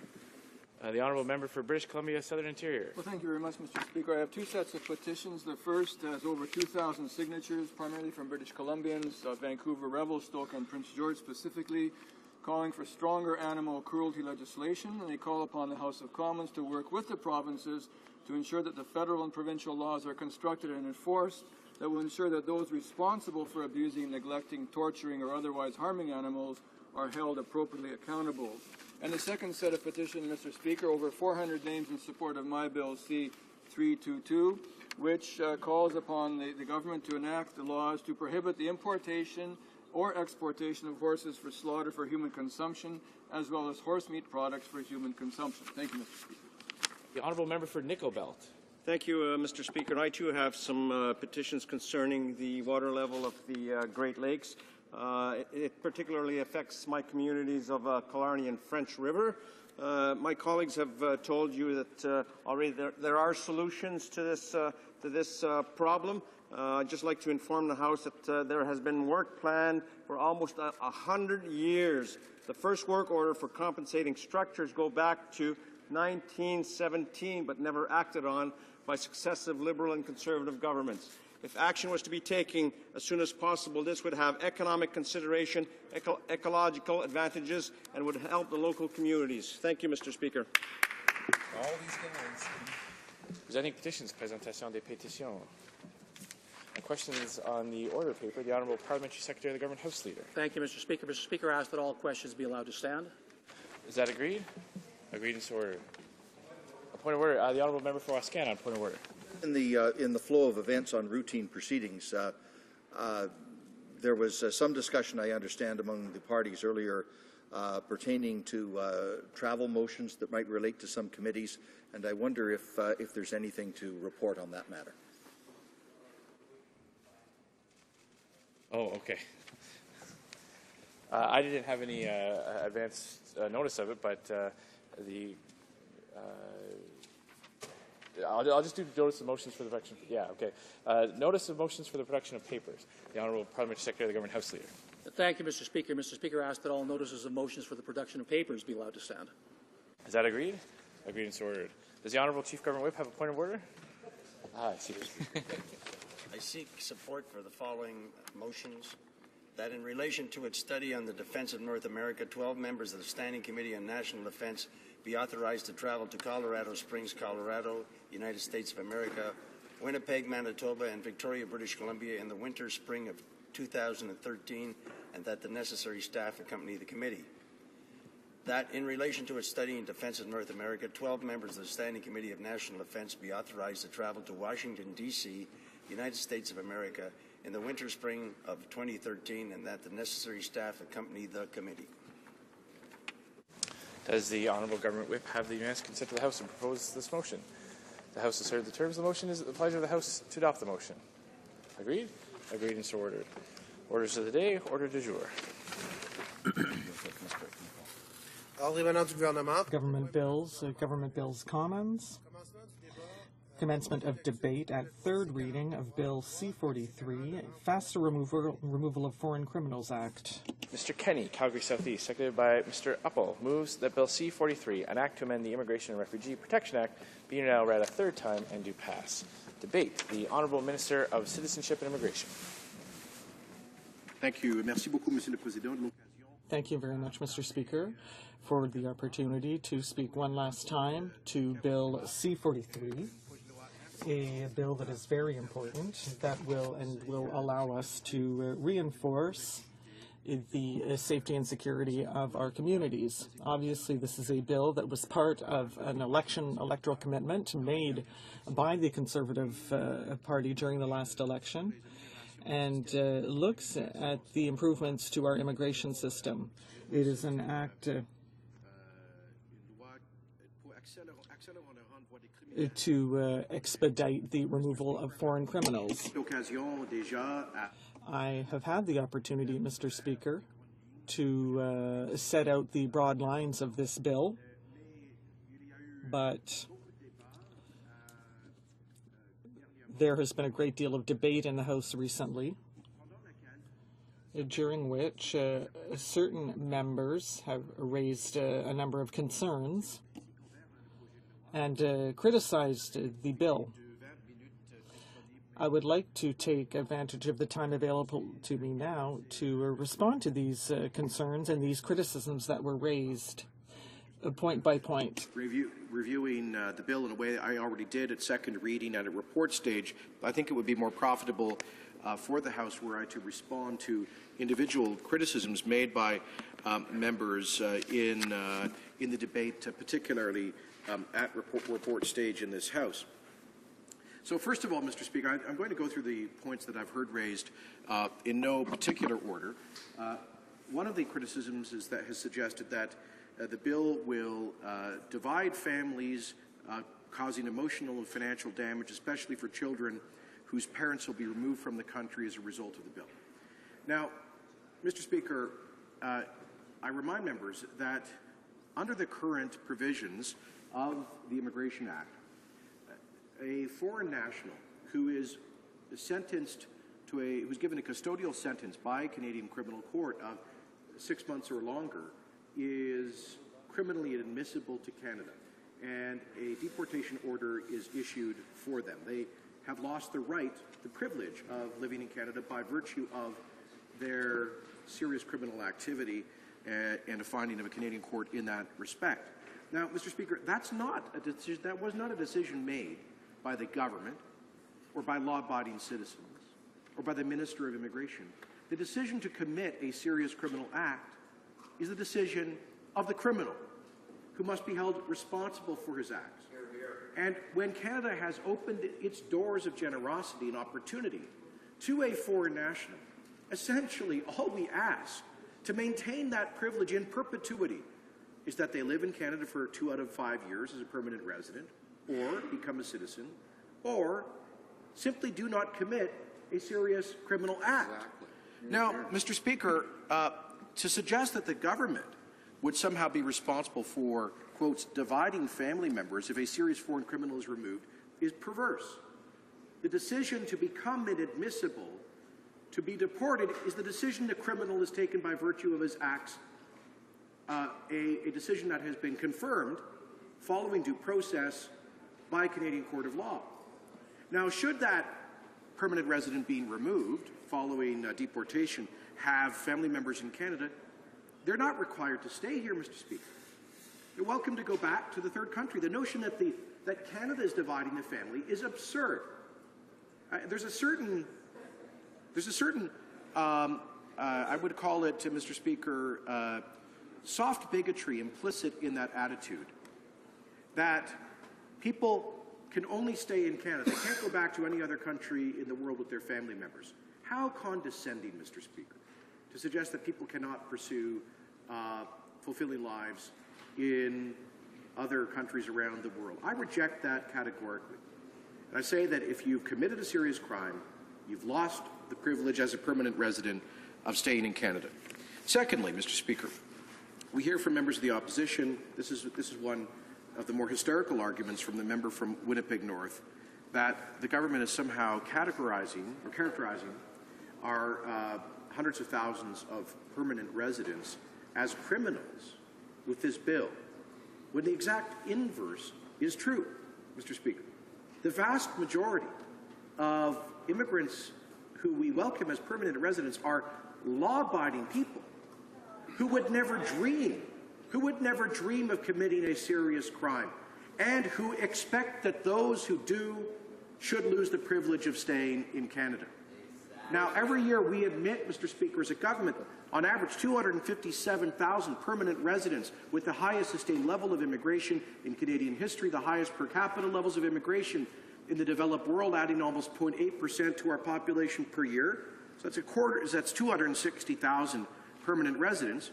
But each year we see about 800, on average, over the past 5 years, 800 permanent residents per year commit serious violent crimes that carry penal sentences of 6 months or more. So in 2010, it was 849, 2009, 1,086, 2011, 564, on average, about 800.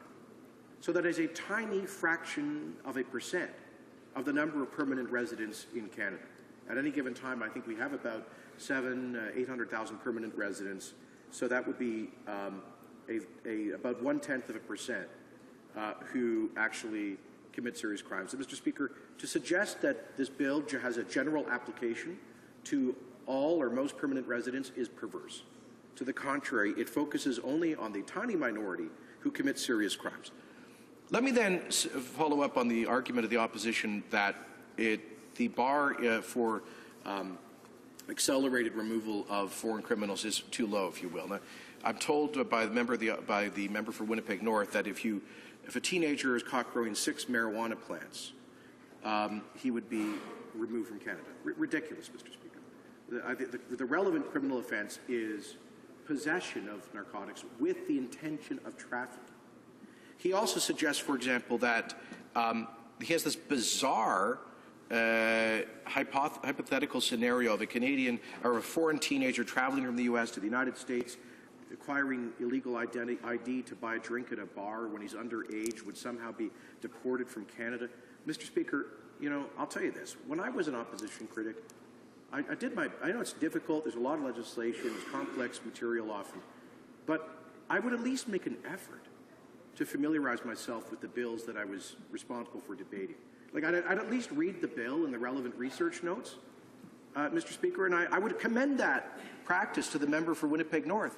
He might find himself, his interventions in the debate taken somewhat more seriously if he actually bothered to read the legislation, because, Mr. Speaker, Section 24 of Bill C-43 says that for the purpose of subsection 1, serious criminality must be with respect to a crime that was punished in Canada by a term of imprisonment of at least 6 months, or that is described in paragraph 36, etc. Punished in Canada, Mr. Speaker. Now, if being arrested for a misdemeanor in the United States, like buying alcohol underage as a minor, is not being punished in Canada, and it's certainly not punishable in Canada by a term of 6 months or more. And I don't know why this member, the Liberal Party in particular, keeps diminishing the severity of the crimes that will be affected by the 6-month bar in Bill C-43, which, by the way, already exists in the Immigration and Refugee Protection Act as the benchmark for serious criminality leading to a deportation order. Mr. Speaker, in 2010-11, custodial sentences were imposed in about 1/3 of guilty adult criminal court cases completed, similar to the proportion seen over the past decade. In 2010-11, the majority, 86%, of all sentences to custody were relatively short, at 6 months or less. Only about 10% of custodial sentences were sentenced to a period of 6 months to 2 years less a day, and 4% received a sentence of 2 or more years. So the sentence of the crimes that would be affected by this bill, by removing the IAD appeal, which is used as a delay tactic from deportation, would be those sentenced to 6 months to 2 years less a day. That is 10% of custodial sentences. And again, only 33% of criminal convictions lead to a custodial sentence. So, Mr. Speaker, we are talking about the 10% of the most serious crimes committed in Canada. In fact, even less than that. The 10% of those that get custodial sentences. We're talking about amongst the most serious crimes. Now, the opposition keeps trying to pretend the benchmark is low. But in fact, in the real criminal justice world, the sorts of crimes committed by foreign nationals, which we're seeking to address in the bill, include, in the real world, assault with a weapon, in which cases have carried 13 months in jail, in one case 2 years less a day, in another. Possession of a Schedule I substance for the purposes of trafficking, 2 years less a day. Sexual assault, 18 months in jail in one case. Break and entry, possession of tools of breaking and entering and theft, 13 months. Robbery, 18 months in jail. Multiple counts of forgery, etc. So, Mr. Speaker, we're talking about serious crimes, and I've repeatedly used the cases, reference to the cases of Vietnamese gangster Jackie Tran, Guyanese criminal Patrick de Florimont, the Romanian fraudster who is also responsible with fraud, forgery, conspiracy to commit fraud, George Capra, Cesar Guzman from Peru, who committed the sexual assault of a senior citizen and got to use, and the Liberals would allow that man to still access an IAD appeal and to delay his removal by 4 years. The assault with a weapon, drug possession, drug trafficking, and failure to comply with court orders of Ajayan Chandram Balasubramanian, who managed to delay his deportation for 7 years. Mr. Speaker, Canadians don't think that's acceptable. Now, to the Liberals, sexually assaulting a senior, apparently, is not a serious crime. That is explicitly their position on this bill. That it's not a serious crime, and that a foreign national who has raped a senior citizen should be able to delay their deportation, Mr. Speaker. We respectfully disagree.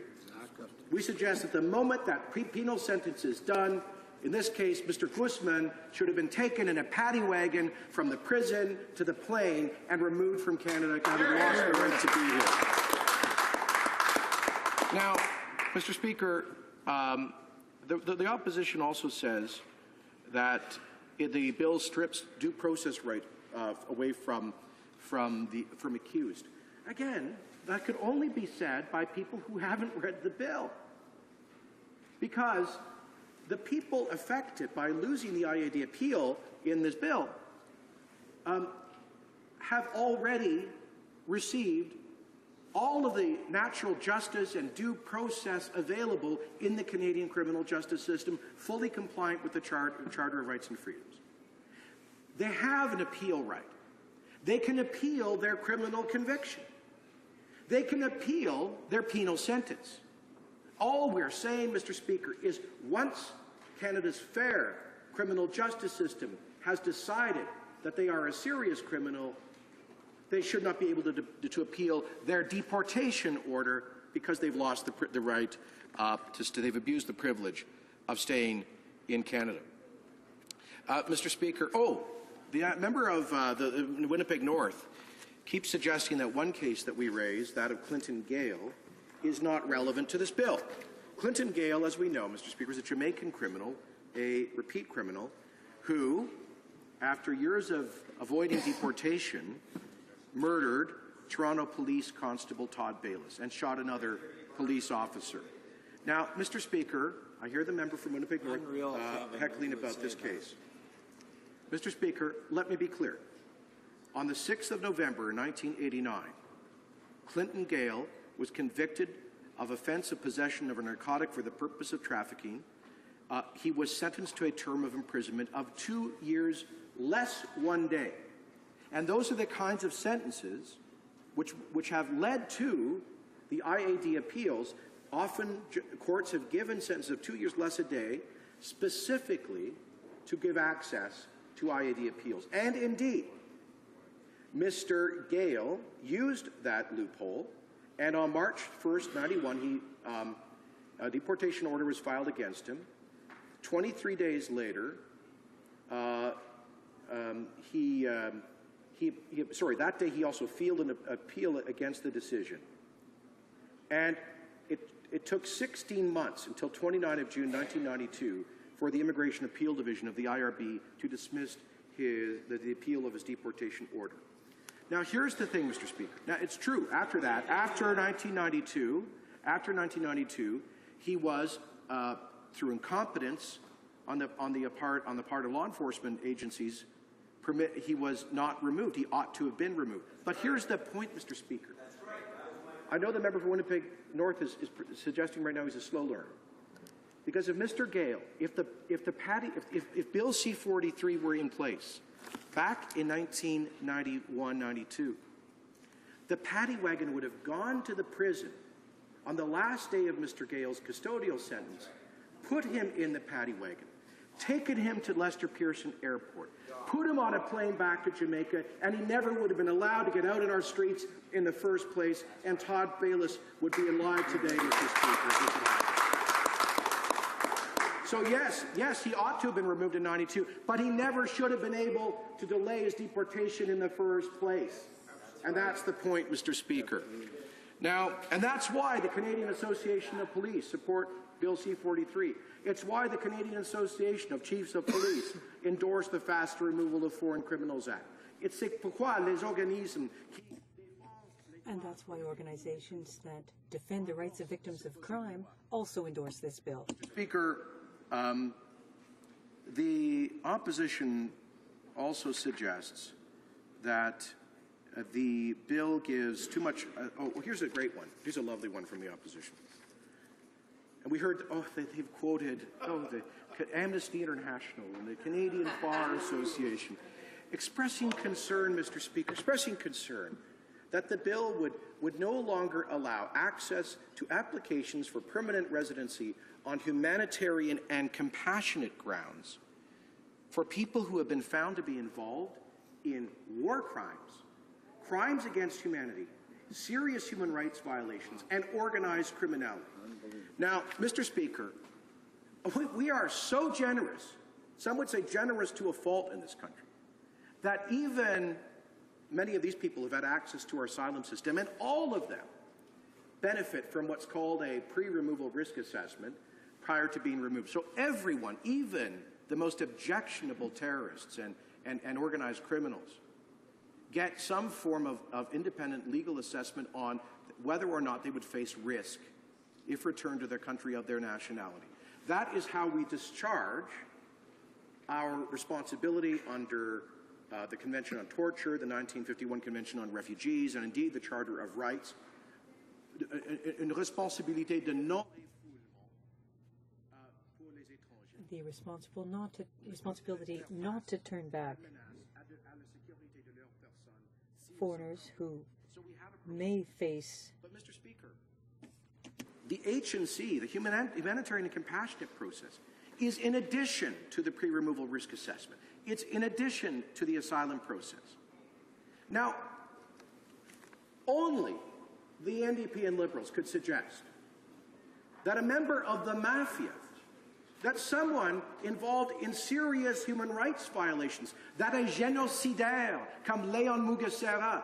Like Léon Mugesera, he was a Rwandan national who, according to our legal system and the International Commission Against Genocide in Rwanda, Mr. Mugesera was one of the people responsible for having incited the murder of hundreds of his fellow citizens in Rwanda 20 years ago. Mr. Speaker, it took us 21 years to deport him from Canada. And one of the reasons is that I believe he used on 2 separate occasions compassionate and humanitarian grounds to delay. There was no compassion or humanitarianism displayed by that man to the people of his country. Canada has no obligation to give special consideration of compassion and humanitarian measures to someone who committed genocide. Let me say that, quite frankly, I encourage the parties of the opposition to reconsider their foolhardy opposition to this bill, because if they don't, I look forward to letting Canadians know about the position they've taken at the next elections. Questions and comments? The Honourable Member for Winnipeg North. Thank you, Mr. Speaker. And interesting remarks from the Minister in his openings. And there's many things that come to mind, and I'll be able to expound upon those when it's my opportunity to address the bill. But suffice to say, Mr. Speaker, that there is no doubt that the Liberal Party has been very clear that individuals that are permanent residents that commit crimes that are of the nature of that the Minister has made reference to, that we too want to see these individuals deported. And serious crimes should be taken seriously. I've always advocated and will continue to do so, that there needs to be a consequence to all crimes that are ultimately committed. Having said that, you know, the Minister does get really focused on an issue in order to try to generate the media that he really seeks out on almost a daily, if not weekly, basis, Mr. Speaker. And I want to ask a question of the Minister. We have foreign nationals that are here in Canada without status. I've asked in the past, and of course the Minister doesn't know how many of those foreign nationals that we have in Canada that don't have status. Many of those foreign nationals without status actually commit crimes. And my question to the Minister is, what action has he taken in the last 6 years to deal specifically with the number of foreign nationals that are in Canada that do not have status that are committing crimes? Tell me, what action has he taken with regards to those? The Honourable Minister. Well, Mr. Speaker, foreign nationals, whether they have status or not in Canada, are affected by the same provisions for inadmissibility and deportation as exist for whether they're permanent residents or out of status. So, Mr. Speaker, first of all, what have we done? We've substantially increased resources to the Canada Border Services Agency, increasing by some 800 the number of frontline CBSA officers. They are the people responsible for removing foreign national criminals, for example, from Canada. And as a result of the increase in those resources, we have seen the number of removals go from about 13,000 to over 16,000. So there's been a huge increase in the number of removals, including of convicted foreign criminals, be they out of status or with permanent residency. Secondly, Mr. Speaker, he's quite right to point out, I grant him this point, to point out, to criticize the government for not knowing how many out-of-status foreign nationals are present in Canada, which is precisely why we are now moving forward with the introduction of an exit information system. Should have been done a long time ago, Mr. Speaker. Should have been done years ago. I grant that. Should have been done under the previous Liberal government, but it wasn't. We're getting that right. We'll now know how many foreign nationals are illegally in Canada and therefore be able to remove them much more efficiently. Questions and comments? The Honourable Member for Saint-Lambert. Thank you, Mr. Speaker. I'd like to remind this House that we supported the bill to be sent to committee at second reading. I'd also like to remind the House that the NDP will never be in favour of maintaining serious criminals in Canada. But having said that, I'd like to go back to a point that deals with the discretionary powers given to the minister. I'd like to mention that this bill removes from the minister the responsibility to take into account humanitarian matters and the impact on children of a potential removal. What can the minister tell us as regards the importance of maintaining the superior interests of children in this matter? The Honourable Minister. Mr. Speaker, I don't know who in the NDP Caucus Research Office invented that, Mr. Speaker. That myth, it doesn't exist in the bill. It doesn't deal with the removal of children and the best interests of children. Now, perhaps what she means is that we won't be providing, following the adoption of this bill, access to humanitarian considerations for people who've committed genocide, mafia members, and serious criminals. What I can say, Mr. Speaker, is that under our system, the best interest of children is always considered. But following the adoption of this bill, we will not be granting humanitarian consideration to the worst criminals in the world. And comments? The Honourable Member for Mississauga East Cooksville. Thank you very much, Mr. Speaker.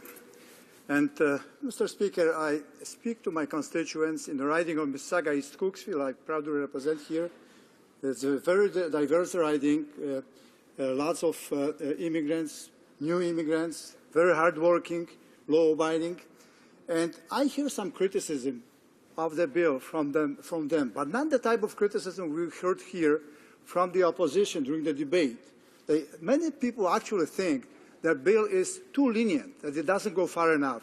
And I would like to ask Minister for his opinion on that. Thank you very much. The Honourable Minister. Well, that's certainly the bulk of criticism that I've heard, Mr. Speaker, particularly in my work with Canada's cultural and immigrant communities. I can't say how many fora, roundtables, discussions, public meetings, interviews, open line calls have been on, hundreds and hundreds, where these kinds of issues have come up. And I think almost without exception, what I've heard from people who chose Canada as their home is an attitude of no tolerance towards those who have come here and committed crimes. And frankly, I admit that the bill has been criticized by a number of people for not taking a sufficiently robust approach towards the accelerated removal of foreign criminals, but we are seeking to maintain a balance, Mr. Speaker. Questions and comments, Honourable Member for Scarborough-Rouge River. Thank you, Mr. Speaker. And my question to the Minister is, in his speech he had mentioned earlier that, permanent residents, if they commit a crime, then that is punished in Canada, that gives them a punishment of 6 months or more. We want to deport them, and we're not separating families. The rest of the families has a choice to stay here or leave the country. My question to the minister then is, from that point, is an example. A child is brought into this country when they're 3 years old, grows up, spends their entire life in Canada, and because of their home country or because of their understanding, assumes that they're a naturalized citizen, has their own children, a whole family of their own, so their children are Canadian citizens and are growing up in this country as citizens, and then we find out that that original child, who's still a permanent resident, is now being deported. Are we now saying that, oh, well, these children who are Canadian citizens have the choice to leave this country if they want to, or they can go live in another country, and the original person is now being sent to another country, which is not home for them? They don't know anything about that country. They grew up in this country, lived as Canadians, but didn't take out a citizenship. Is that fair? The Honourable Minister. But what's not fair, Mr. Speaker, is committing a serious crime and expecting that there won't be consequences for it. What's not fair is victimizing Canadians, sometimes repeatedly, and violating the privilege of one's residency. Mr. Speaker, under our law, there is and always has been two categories of nationals under immigration law. They're either Canadian citizens or foreign nationals. Now, foreign nationals who obtain permanent residency can remain in Canada in perpetuity as long as they're resident here for 2 out of 5 years and don't commit a serious crime. But I guess what the opposition, what the question implies, is that we should somehow create a third category. We should somehow automatically grant citizenship to people who don't even bother to apply for it, who may not qualify for it. And, Mr. Speaker, if that's the position of the NDP, I invite them to put forward a bill proposing to do just that. I suspect it wouldn't get much support. Resuming debate, the Honourable Member for Newton North Delta. I'm asking for unanimous consent to share my time with the member for Saint-Lambert. The Honourable Member for Newton North Delta is seeking unanimous consent to share her time in the opening round with the member from Saint-Lambert. Do we have unanimous consent?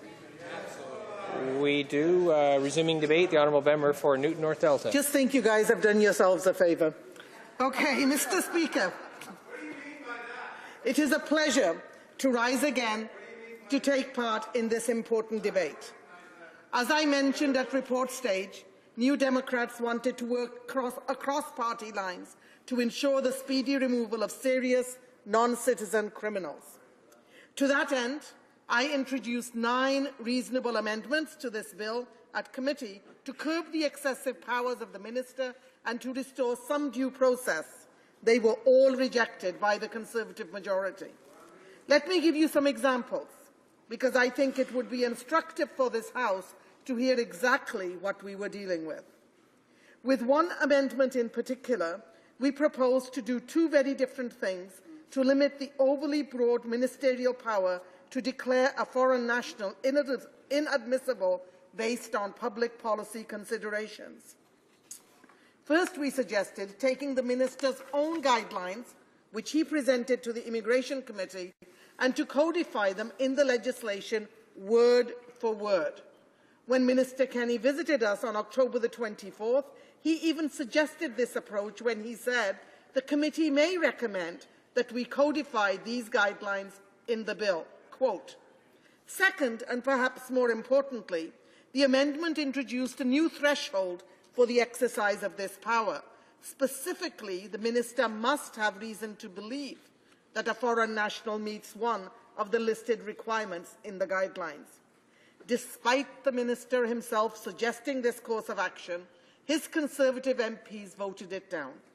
You see, they aren't interested in working together to get a better result. We also proposed a number of reasonable amendments to restore the ability of the Minister of Immigration to consider humanitarian and compassionate grounds. By rejecting these amendments, the best interests of children implicated in these cases will no longer be considered. In their brief to the Immigration Committee, Amnesty International put their concerns this way. Eliminating the possibility of humanitarian relief for these types of people run afoul of international law. Denying individuals access to this process might result in them being sent to torture or persecution. The Canadian Council for Refugees pointed out that these inadmissibility sections are extremely broad and catch people who have neither been charged with nor convicted of any crime and who represent no security threat or danger to the public. It is also worth pointing out that the TCRI, who represent 142 community organizations in Quebec who assist immigrants and refugees, they submitted that the complete exclusion of humanitarian and compassionate considerations in these contexts is contrary to Canada's international obligations under the International Convention on Civil and Political Rights, which, among other things, provides protection of family rights and security of the person, as well as violating Canada's obligations under the Convention on the Rights of the Child. While we may agree that dangerous, violent criminals should be removed from Canada as quickly as possible, we had hoped that Conservatives would also recognise that it is important to make sure the Minister can still consider the protection of children in these cases. The amendments we moved would have helped dull one of the sharper and more mean-spirited edges of this bill. The committee studying the bill heard a number of concerns about provisions in the bill that increase the penalty for inadmissibility for misrepresentation from 2 years to 5 years and precludes a foreign national from applying for permanent residency status in that period. In fact, many witnesses said that 5 years is overly punitive, especially where misrepresentation was made by inadvertent error. The Canadian Council for Refugees, in their submission to us, pointed out that a 5-year inadmissibility is excessively harsh in cases of minor infractions when a person was acting under some form of duress. They offer two of many examples where this would be an unfair punishment. A woman who didn't declare a husband or child because of social and family pressures and sometimes fear. And 2, an applicant who was not personally responsible for the misrepresentation because of an unscrupulous agent or even a family member filling out the form for them. It is this second case I find particularly troubling. I believe that we must make sure to punish those who are criminally misrepresenting themselves and not victims of shady consultants. While the CCR recommended that we simply delete this clause, once again, being the NDP, we proposed a moderate alternative. Our amendment created an exception for permanent residents and foreign nationals that are inadmissible for misrepresentation that is demonstrably unintentional. We thought that struck the right balance, but yet once again, no movement from the other side on this very, very reasonable change. Much has been said in this House about the section in Bill C-43 that redefines serious criminality to crimes punishable by a term of imprisonment of at least 6 months, which has the effect of precluding access to an appeal. I want to make it very clear to my colleagues across the way that our major concerns with these provisions is that they limit due process for permanent Canadian residents, many who have been here their whole lives and know nothing about the culture or language of the countries they would be deported to. With all of this in mind, I moved an amendment at committee stage to mitigate some of the worst effects of this clause. The amendment did 2 things, which I will address separately. First, I made the modest proposal that we exempt conditional sentences from the terms of imprisonment, thereby ensuring that convictions that are not as serious as more egregious crimes, as is the case with conditional sentencing, do not get caught by the provision. This was a suggestion made by the Canadian Bar Association and others during their testimony to the Immigration Committee. In fact, the national president of the Canadian Somali Congress told the committee, "We should definitely make an exception between a conditional sentence and jail. In its current form, the bill does not do that. So you can have a situation where a permanent resident facing jail time may be sentenced by a judge in the community's interest to conditional sentence due to the fact that that person is gainfully employed. But because of the nature of conditional sentences take longer to fulfill by their very nature. But ironically, that would actually lead to the capture of this person with this legislation because it would exceed 6 months. The second thing this amendment intended to do was to restore access to appeal for those convicted of crimes outside of Canada or for those that have committed acts outside of Canada. I believe it is the Immigration Appeals Division that is the appropriate body to properly evaluate these cases. We know that in many countries, simply being a member of the opposition party can get you charged and convicted of a serious crime. Due process to evaluate these cases is essential in a free and democratic country like Canada. Another moderate NDP proposal struck down by the Conservatives. The go-it-alone, ignore-all-experts approach of this government was on full display as they voted down all of the official opposition's very reasonable amendments. New Democrats wanted to work across party lines to ensure the speedy removal of serious non-citizen criminals. But the Conservatives didn't want it to work that way, and they did not work with us to make this legislation better. Canadians want this Parliament to work together, and they want us to work together in the public interest. Unfortunately, Conservatives refused an opportunity to do just that. And once again, Mr. Speaker, before I hear speeches of how much myself and my colleagues love criminals, love people who are engaged in all kinds of crime, and all we want to protect is the criminal, let me make it very, very clear. And we were clear at committee, and every time we have spoken in this House, we are committed to expediting the process to the deportation of serious criminals who put Canada and Canadians at risk. But we cannot stand by while due process is missing and while so much power is enshrined in the hands of a minister, and we stand in contravention of not only UN, but possibly of our own charter as well.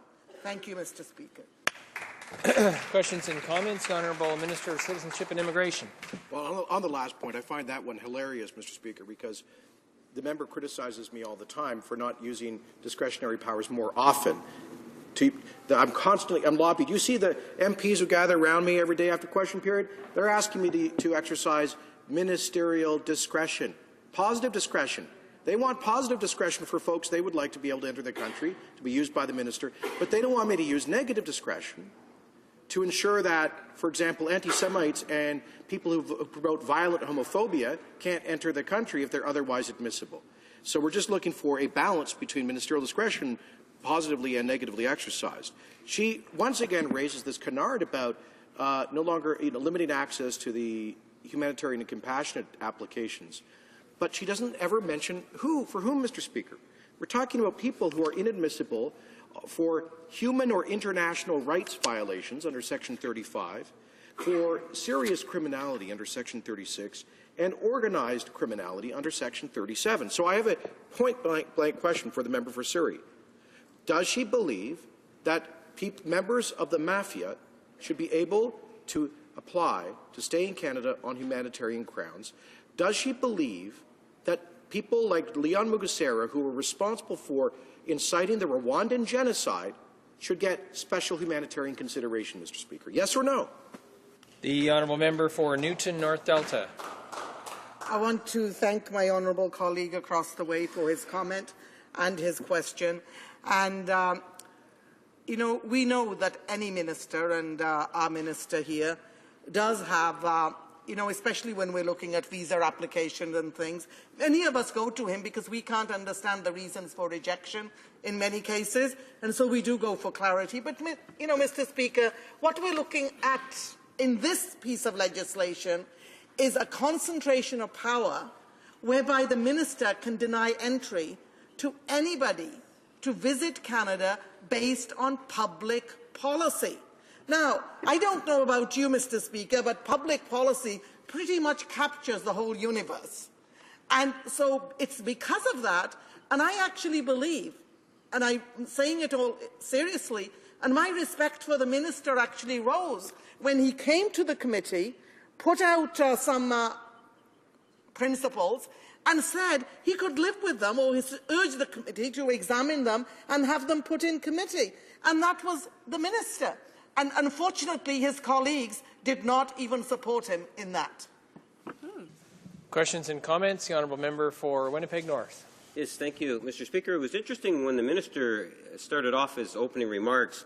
He talked about the families and said, well, you know, family does have an option. If one of them, a family member, breaks the law, the whole family can actually follow suit. And my question to in terms of leave the country of Canada, that's what he's implying, Mr. Speaker. Well, let's think about this, and I would advise the minister might want to think about what it is I'm actually going to say here, and that is that imagine, if you will, a family of 3 or 4 that immigrate from country X to Canada. They've been living in Canada for 15, 16 years. A child at the time of 3 years old is now 19, 20 years old, commits a crime, a serious crime, and ultimately has to serve 7 months in jail. Well, that individual is going to be deported if he or she didn't receive the citizenship. The minister's answer seems to be, well, the family can still stick together. All they have to do is, all of them as a family unit, move back to the country of origin. Do you think that this is the type of answer that is most appropriate coming from a minister? Or do you feel that, in fact, this legislation will, in fact, lead to families being broken apart? I presume that the honourable member from Winnipeg North was not asking the chair that question, but would remind all honourable members to refer to one another by their riding name. The honourable member for Newton North Delta. Thank you, Mr. Speaker. You know, the serious concerns we have with this bill is the fact that right now, currently, anybody who gets a sentencing of even 6 months can be deported even today under the current legislation. They can be deported. But they have a right to appeal. And what's being taken away by this bill is those who are sentenced for 6 months up to 2 years now, before, you know, they didn't have the right to appeal after 2 years. But now the threshold has been dropped to 6 months. So we do have very, very serious concerns around that and their lack of due process. And, you know, we also know that when we look at crime and those who perpetrate crime, that, you know, punishing the whole family doesn't seem like natural justice to me. And so we do have to take a look at the impact on the whole family. And sometimes the family may not even be aware of some of the crimes being committed by the individual. Before we resume debate, it is my duty pursuant to Standing Order 38 to inform the House that the questions to be raised tonight at the time of adjournment are as follows. The Honourable Member for Nanaimo Cowichan regarding the Canada Post Corporation, the Honourable Member for Vancouver Kingsway regarding foreign investment, l'Honorable Député d'Abitibi. The Honourable Member for Abitibi-Témiscamingue, National Defence. National Defence. Resuming debate, the Honourable Member for Saint-Lambert. Thank you, Mr. Speaker, for giving me the floor. Before tabling a bill that is characterized by repressive and outdated ideology, and before developing an argument based on rare exceptions and rejecting the official opposition's proposed amendments, the government has brought in a motion to limit debate on Bill C-43. This is unacceptable. Clearly, the government wanted to put a gag order on members who wanted to speak to this bill. Mr. Speaker, I think it's important to condemn this government's attitude at all stages of Bill C-43. This is an attitude that is narrow-minded, based on ideology, it's backward and undemocratic. Rather than listening to the criticisms coming from the official opposition and groups that defend refugees and immigration experts and counsel, the government instead chose to unilaterally impose its own solution at the expense of genuine democratic debate. Rather than following Canada's humanitarian tradition, that has been our tradition for decades, the Conservatives have chosen to run roughshod over the principle of fundamental human rights. Mr. Speaker, this attitude is all the more deplorable because of the negative consequences of C-43. These will be major consequences that will be felt rapidly at many levels. First of all, this bill will lead us into a spiral of deportations, which will lead to many absolutely absurd situations. The most compelling example would be that of a family of an offender. They might be affected by these deportation policies. We will see a number of cases where individuals with no connection to the country where they're deported wind up being deported to those countries. Precisely.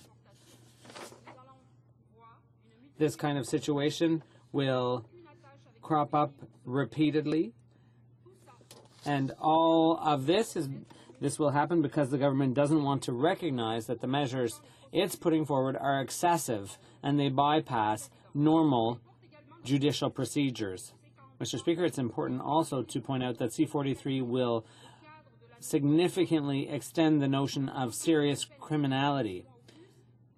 It will now be anything punishable by a prison sentence of 10 months or more, with or without a stay, whether or not it's a violent crime.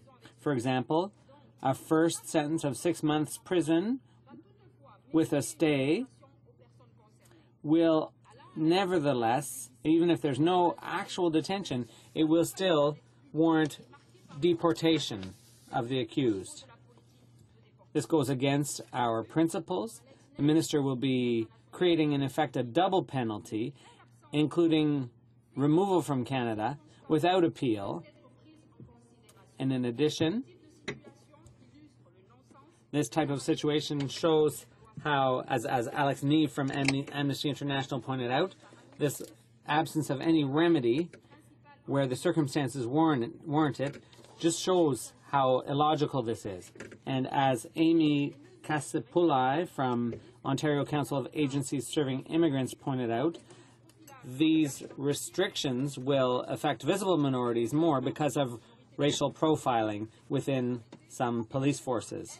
Not only will visible minorities be more likely to be arrested now, they and their families risk expulsion without appeal and without remedy. But the Conservatives prefer to ignore this fact and called the witness an apologist for criminals. Along the same lines, a number of experts, including Counsel Jean Lash, point out that people with mental disorders sometimes commit crimes because of their disorders. Mr. Michael Bossin, a refugee lawyer, also points out that people with mental disorders might suffer undue hardship if they're deported to a country where their situation is often stigmatized. Realizing that refugees from war-torn countries are more likely to have suffered post-traumatic stress, it is perfectly normal to fear the consequences of C-43 on them. But because they stubbornly ignore the reality on the ground, the Conservatives have set this aside. Other restrictions imposed by C-43 are fundamentally inconsistent. The ban on individuals being accompanied during a CSIS interview prevents these people from being advised and supported in their approach. The consequences clearly are a prejudice against these people. C-43 also standardizes the consequences of misrepresentation with no discernment or distinction. Whether misrepresentation is deliberate or not, the result is still inadmissibility for 5 years. Lastly, the new discretionary powers granted to the minister without any checks or balances introduces a potential for abuse. We proposed an amendment to oblige the minister to be accountable and to show transparency with regard to these discretionary powers. Unfortunately, the Conservatives rejected this proposal. Thus, under the concept of public policy consideration, which is not defined in the Act, the minister could qualify an individual as a threat without having to justify himself, without having to explain his decisions, and by acting as judge and jury. Mr. Speaker, this is the result of a bill that ignores critics, amendments from the official opposition, and comments from experts. The harmful effects of C-43 will be the result of important flaws in the bill. Restriction of the right to appeal regardless of impacts, the tightening of or the restricting of refugees' rights, and the broadening of the minister's discretionary powers with no checks or balances, and a policy of massive deportation regardless of the circumstances. Instead of tackling the problem of serious criminality, the government is imposing a series of measures that will cause harm to individuals who do not deserve such treatment. Mr. Speaker, the Conservatives' insistence on going it alone, on deciding unilaterally without debate or exchange, will have consequences. The first result will be a flawed policy whose results will be seen soon. Bill C-33 is another stain on the Conservatives' file in terms of immigration. The government is sending the following message. If you are not a Canadian under due process, you will be considered as a foreigner by the Conservatives. Worse yet, you have no right to error, you will be deported, and under this bill, your family might be deported with you. Traditionally, Canada has always been a land of welcome, a leader in terms of respect for basic human rights. But by tabling this demagogic bill, the Conservatives are betraying this tradition in a retrograde, unjustified, and fashion that will be filled with consequences. Thank you. Questions and comments? The Honourable Minister. Mr. Speaker, when I hear speeches like that, I wonder whether the texts were written by one of the young staffers for the NDP who are members of Québec Solidaire, because there's such a tone of, such a demagogic and bombastic tone in these speeches. It's completely wrong to suggest that this bill is regressive and against human rights. Mr. Speaker, does the minister, or rather does the member really believe that a war criminal has the right to stay in Canada on humanitarian and compassionate reasons? Someone who himself has no respect for human rights would be able to stay in Canada because of humanitarian reasons? Mr. Speaker, did she even mention the victims of these war criminals? Did she mention the victims of the Rwandan genocide, who complained to me that it took us 21 years to send Mr. Mugesera back to his country? Does she think that it was reasonable that the person who caused this genocide, Mr. Mugesera, who caused so many deaths, would be allowed to stay in Canada for humanitarian reasons? I don't want a general response, but I think that the member should answer me directly. Should Mr. Mugesera have access to H&C? The Honourable Member for Saint-Lambert. Thank you, Mr. Speaker. You know, I think that the minister should ask himself what demagogy means. Now, I'm thinking of fundamental human rights here. Our democracies have evolved, and until otherwise proven, true democracies have always sought to ensure that basic human rights are respected regardless of the individual in question. And this bill, Bill C-43, does not respect these basic human rights. Thank you, Mr. Speaker. Big North. Yes, Mr. Speaker, my question to the member is we understand in terms of numbers being provided by the Minister and the Parliamentary Secretary over the last number of weeks, saying that there is approximately 800 offences, serious crimes being committed by permanent residents on average in any given annual year. I'm wondering if she would agree that in order to actually get a good understanding of the issue, that there would be a great deal of benefit for this Committee of Citizenship and Immigration to get a report on those crimes, where they could actually be categorized and brought forward to the committee. What we hear is often is the extreme element. We don't necessarily know the proper context of those 800 crimes that are being committed. Does she see any value in terms of the Committee of Citizenship and Immigration looking into that as an issue? Honourable Member for St. Albert. Thank you, Mr. Speaker. Yes, when someone makes the headlines and makes announcements by using examples that are clearly exceptions, well, then obviously Bill C-43 is a tool for the Conservatives. It's an ideal instrument to convey their ideological message. My colleague is absolutely right. Yes, let's talk about the real things. Let's talk about conclusive data. It would be a very good idea to analyze these different crimes, to rank them and categorize them, and then we would have more conclusive data that we could base ourselves on objectively in order to put in place that type of bill. Resuming debate, the Honourable Member for Winnipeg North. Yes, thank you, Mr. Speaker. It's a pleasure to actually be able to address Bill C-43 this afternoon and put on the record what I believe is an important perspective.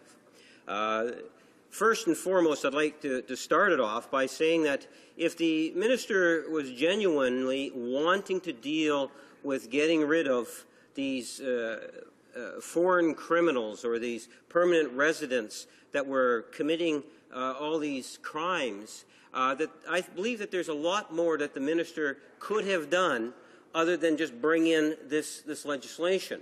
You see, we in the Liberal Party do believe that permanent residents that commit serious crimes should be deported.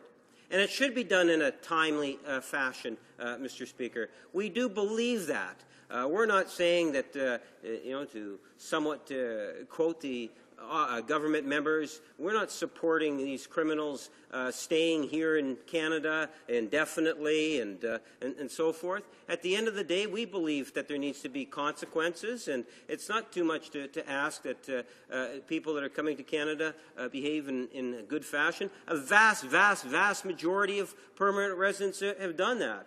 Liberal Party, in their time in government, has generously opened the doors to immigrants from around the world, Mr. Speaker, and had advocated for responsible behavior here in Canada, and we will continue to do so. Now, for me, I look at this, and this goes back to last June of last year. Remember, the minister, as the dying days of the session were coming, the Minister of Immigration has his big press conference, and he's got all sorts of PowerPoints, you name it, Mr. Speaker. Minister spares no cost on this. He wants to make a powerful statement that all Canadians need to know, that this government is committed for faster removal of foreign criminals. He loved the headline, Mr. Speaker, and he wanted every media outlet to report that fact. Well, Mr. Speaker, contrary to many experts, many different stakeholders that have said that this bill is so far-reaching that he's gone overboard, Mr. Speaker, and in reality, that's really what has happened here, Mr. Speaker. He's gone a little overboard, I would suggest to you. If the minister really wanted to do Canadians and all residents a favor here, maybe he should invest a little bit more in things like our border services. Maybe invest a little bit more in terms of resources into immigration. You know, I asked him the question in terms of how many foreign nationals do we have here in Canada today that are not here legally, that are committing crimes. And the Minister of Immigration, and I applaud him, he gave somewhat of an honest answer. He recognized that he does not know. You know, he's been the minister for 6 years, and he does not know. Yet crime is a really important agenda item for this government, apparently, Mr. Speaker. Yet he has no idea how many foreign nationals are here in Canada today. No idea at all. Let alone the fact he doesn't even know how many of those foreign nationals are committing crime. Well, Mr. Speaker, why? Because he's more focused on the bigger picture, the big headline. And, Mr. Speaker, that might do good possibly for future leadership bids. But in terms of serving Canadians, I would suggest to you, Mr. Speaker, that there's a lot more that the Minister of Immigration could have done in order to be able to deal with this issue that is important to Canadians and all residents that live here and call Canada their home, Mr. Speaker. And that is to adequately resource our services that would enable individuals that do commit these hideous crimes and serious crimes to be deported in a more timely fashion. And that is something that we would have expected from the Minister of Immigration. Mr. Speaker, we have a number of concerns on Bill 43. One of them is the public policy in order for to deny entry. This is the minister that wanted to say, it's okay, trust me, I can determine what refugees are irregular arrivals. Remember that piece of legislation? The minister wanted that power. This is the minister that said, it's okay, I can determine what country in the world is a safe country, even though we had other legislation that passed that said it should have been dealt with by an advisory board made up of professionals, individuals that have expertise in the issue, in a wide variety of issues, such as human rights. Well, now we have the minister once again wanting more power. He wants to be able, through public policy, decide, well, who should not be able to come to the country. Well, one could say, well, you know, that's maybe the Liberal Party that's talking or being critical of the minister. But no, Mr. Speaker, all we have to do is look at terms of what's being said in the Committee of Citizenship and Immigration. You know, Barb Jackman, constitutional lawyer. Barb Jackman said, and this is a quote, Mr. Speaker, right from committee, quote, I have no doubt that the public policy grounds will lead to denying people admission on the basis of speech.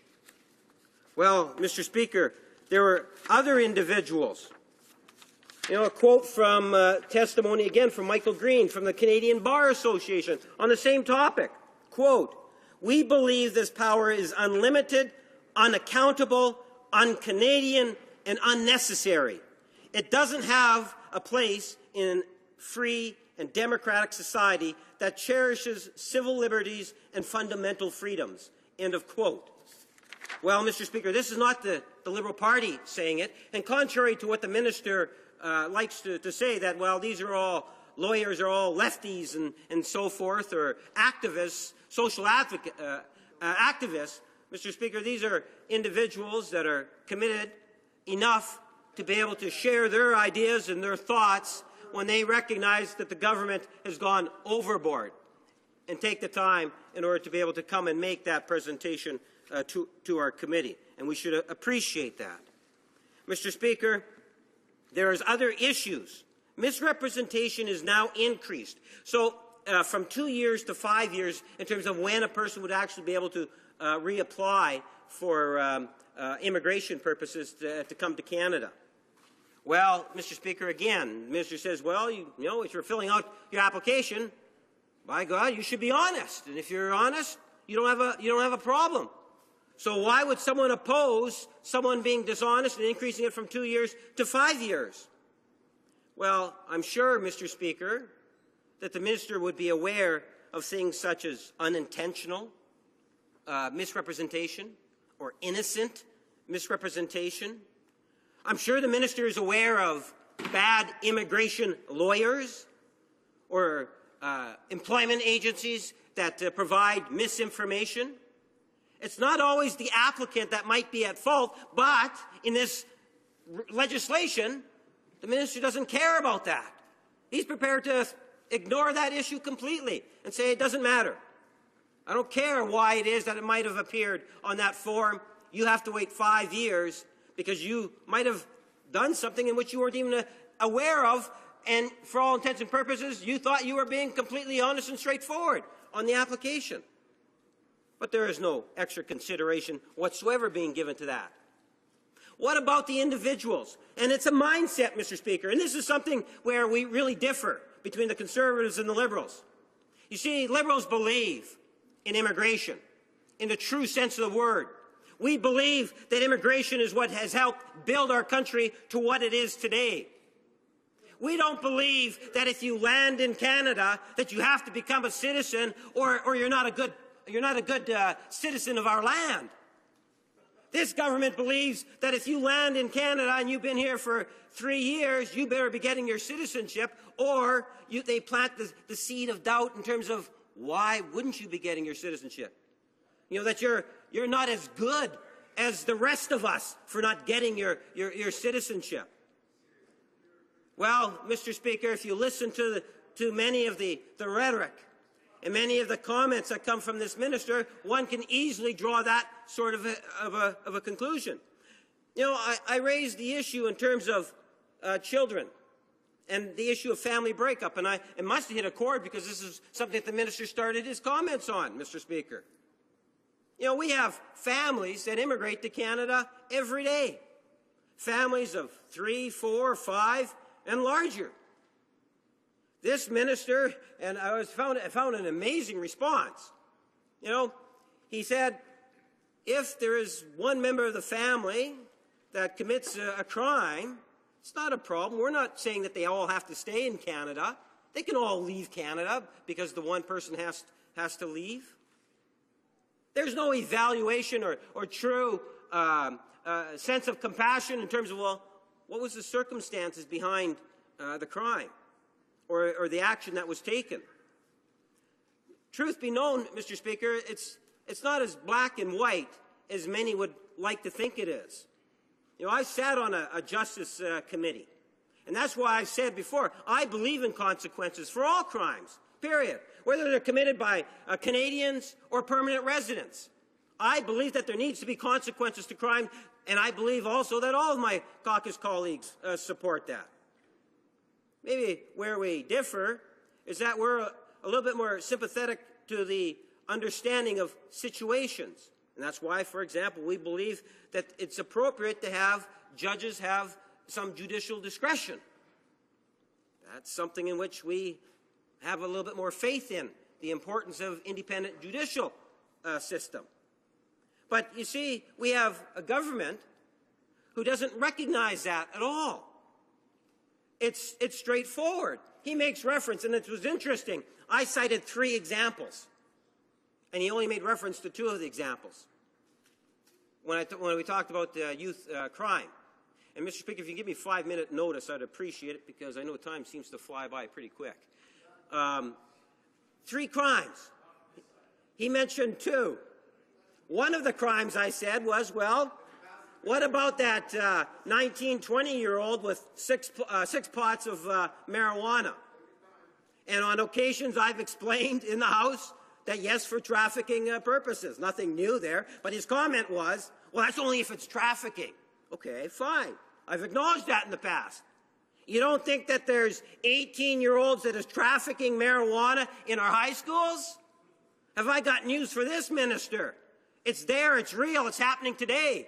Not only by individuals that immigrated when they were 2-year-olds, but people that were born in Canada that are doing that.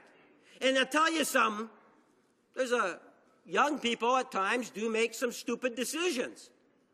But if you were in Canada for since you were 1 year old, and you're 20 years old and you get caught doing something stupid, is that justification for deporting that particular individual in all cases? I would argue, Mr. Speaker, that that's not. Not in all cases. This minister would ultimately argue yes. But now by me saying what I just finished saying, he'll say, well, you know, the Liberal Party supports, and I believe he tried to imply it, you know, individuals that molest seniors, sexually molest seniors, which is absolute rubbish. Absolute garbage, Mr. Speaker. But that is one of the examples that the minister had given. And the reality is that the minister is prepared to see, you know, a 20-year-old being deported to a country that he or she has never known, even though that person that's 19, 20 years old was 1 year old and might have had 6 pots of marijuana growing and attempted to sell it to some of his buddies. Now, before one starts throwing stones, one needs to reflect in terms of their human behavior, I would suggest.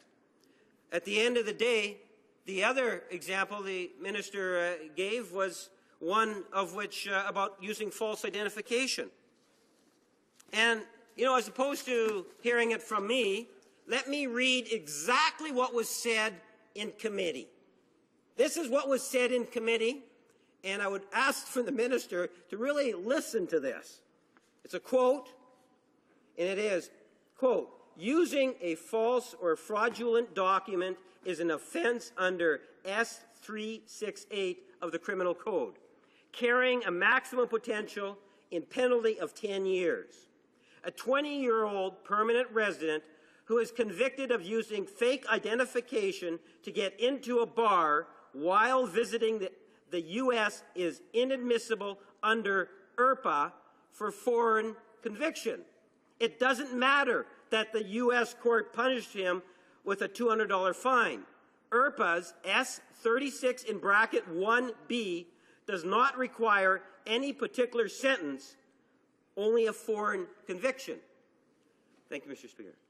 Well, Mr. Speaker, this is coming from someone that represented the Canadian Bar dealing with immigration work in the past, a presenter to the committee. So the minister says, well, we've got to do our homework. Well, Mr. Speaker, part of the homework is listening to what committee and what people have to say when they come to committee, so I'm just repeating something that came to committee. Well, Mr. Speaker, at the end of the day, if you follow that example through, I think it would surprise a lot of people. The minister made reference to, or the one that he didn't make reference to, Mr. Speaker, because there was 3 of them that I brought up, was the one where you might have, you know, a 20-year-old taking his camera or maybe his telephone. You know, you can have all these digitals and so forth. You can take pictures. Well, if that individual goes into a movie theater and records some cool show that he's just seen and shows it in any way, well, he's out of luck. If in fact he doesn't have his citizenship, even though he might have been here since he was 1 or 2 years old. Mr. Speaker, the point is that the government, in bringing forward this legislation, has gone too far in terms of making it overreaching. Yes, we in the Liberal Party recognize that there is a need for us to ensure that individuals that commit serious crimes, that are permanent residents, should in fact be deported. And we believe that it should be done in a relatively quick fashion. That there's ways in which the government could do be far more effective if it was genuinely wanting to make our communities a safer place to be. And I cited that at the very beginning, Mr. Speaker, and I think that's maybe an appropriate way to close. If you want to prevent some crimes from taking place in the first place, if you want to deport individuals that are here, Mr. Speaker, illegally, that shouldn't be here in the first place, not because they committed a crime, because they've overstayed, Mr. Speaker, and if you want to deport individuals that are permanent residents that have committed serious crimes, the best thing that you can do is invest in immigration services that assist in facilitating that. You can invest in our border services, Mr. Speaker, that assist in facilitating that. If the government was prepared to do that, then they will be far more effective in terms of being able to make our communities a safer place to be. Mr. Speaker, there is many other things at the end of the day that I believe that people should be reflecting on before this bill comes to a vote.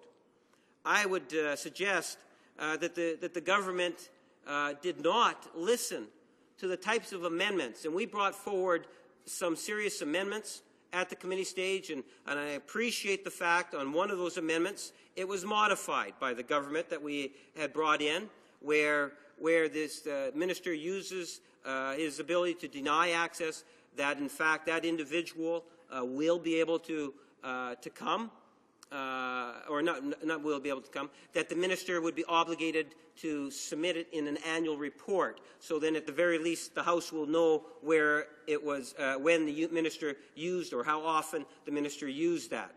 We were hoping that amendment would have passed the way we had suggested it, but I'm glad that the government did recognize that particular Liberal amendment and made some modifications. But in most part, Mr. Speaker, with that one exception, there were many other amendments that could have really improved the legislation. And final thought is that I do believe that we need to look at a country like France that recognizes children that immigrate to that country as being more a part of their society because of the age in which they immigrate. And, Mr. Speaker, one could ultimately use an example, because I see you're giving me the wind-up. I could give the example of someone in a tragic situation where they immigrate as a child, and through a horrific accident they become a foster child, which no doubt has happened in the past. Thank you for the opportunity to speak, Mr. Speaker.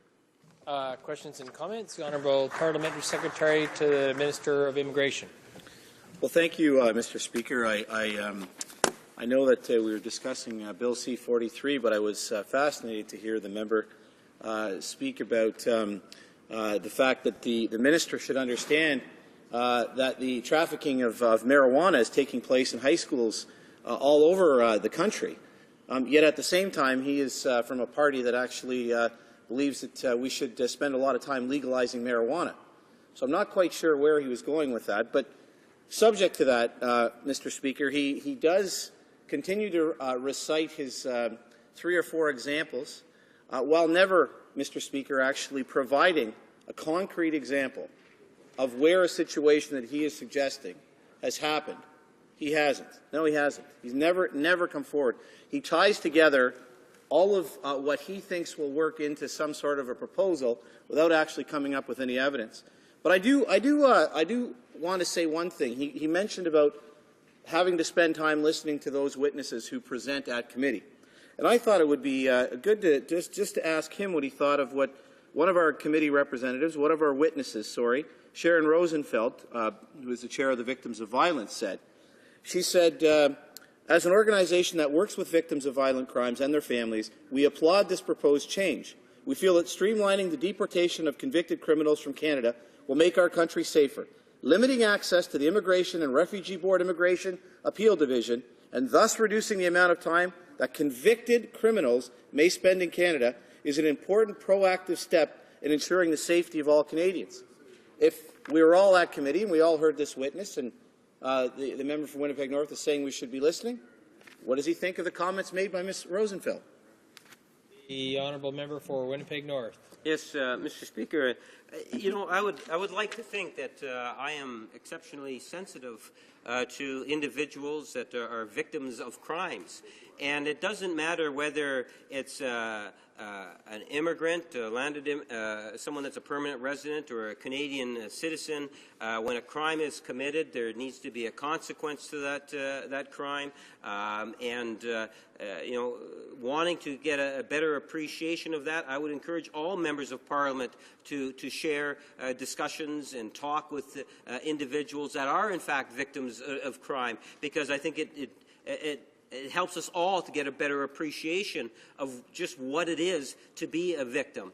And at the end of the day, that's one of the reasons why I say let's prevent some of these crimes from happening. And one of the things that we can do with citizenship and immigration in order to do just that is to start looking at the number of individuals that are here in Canada that do not have legal status.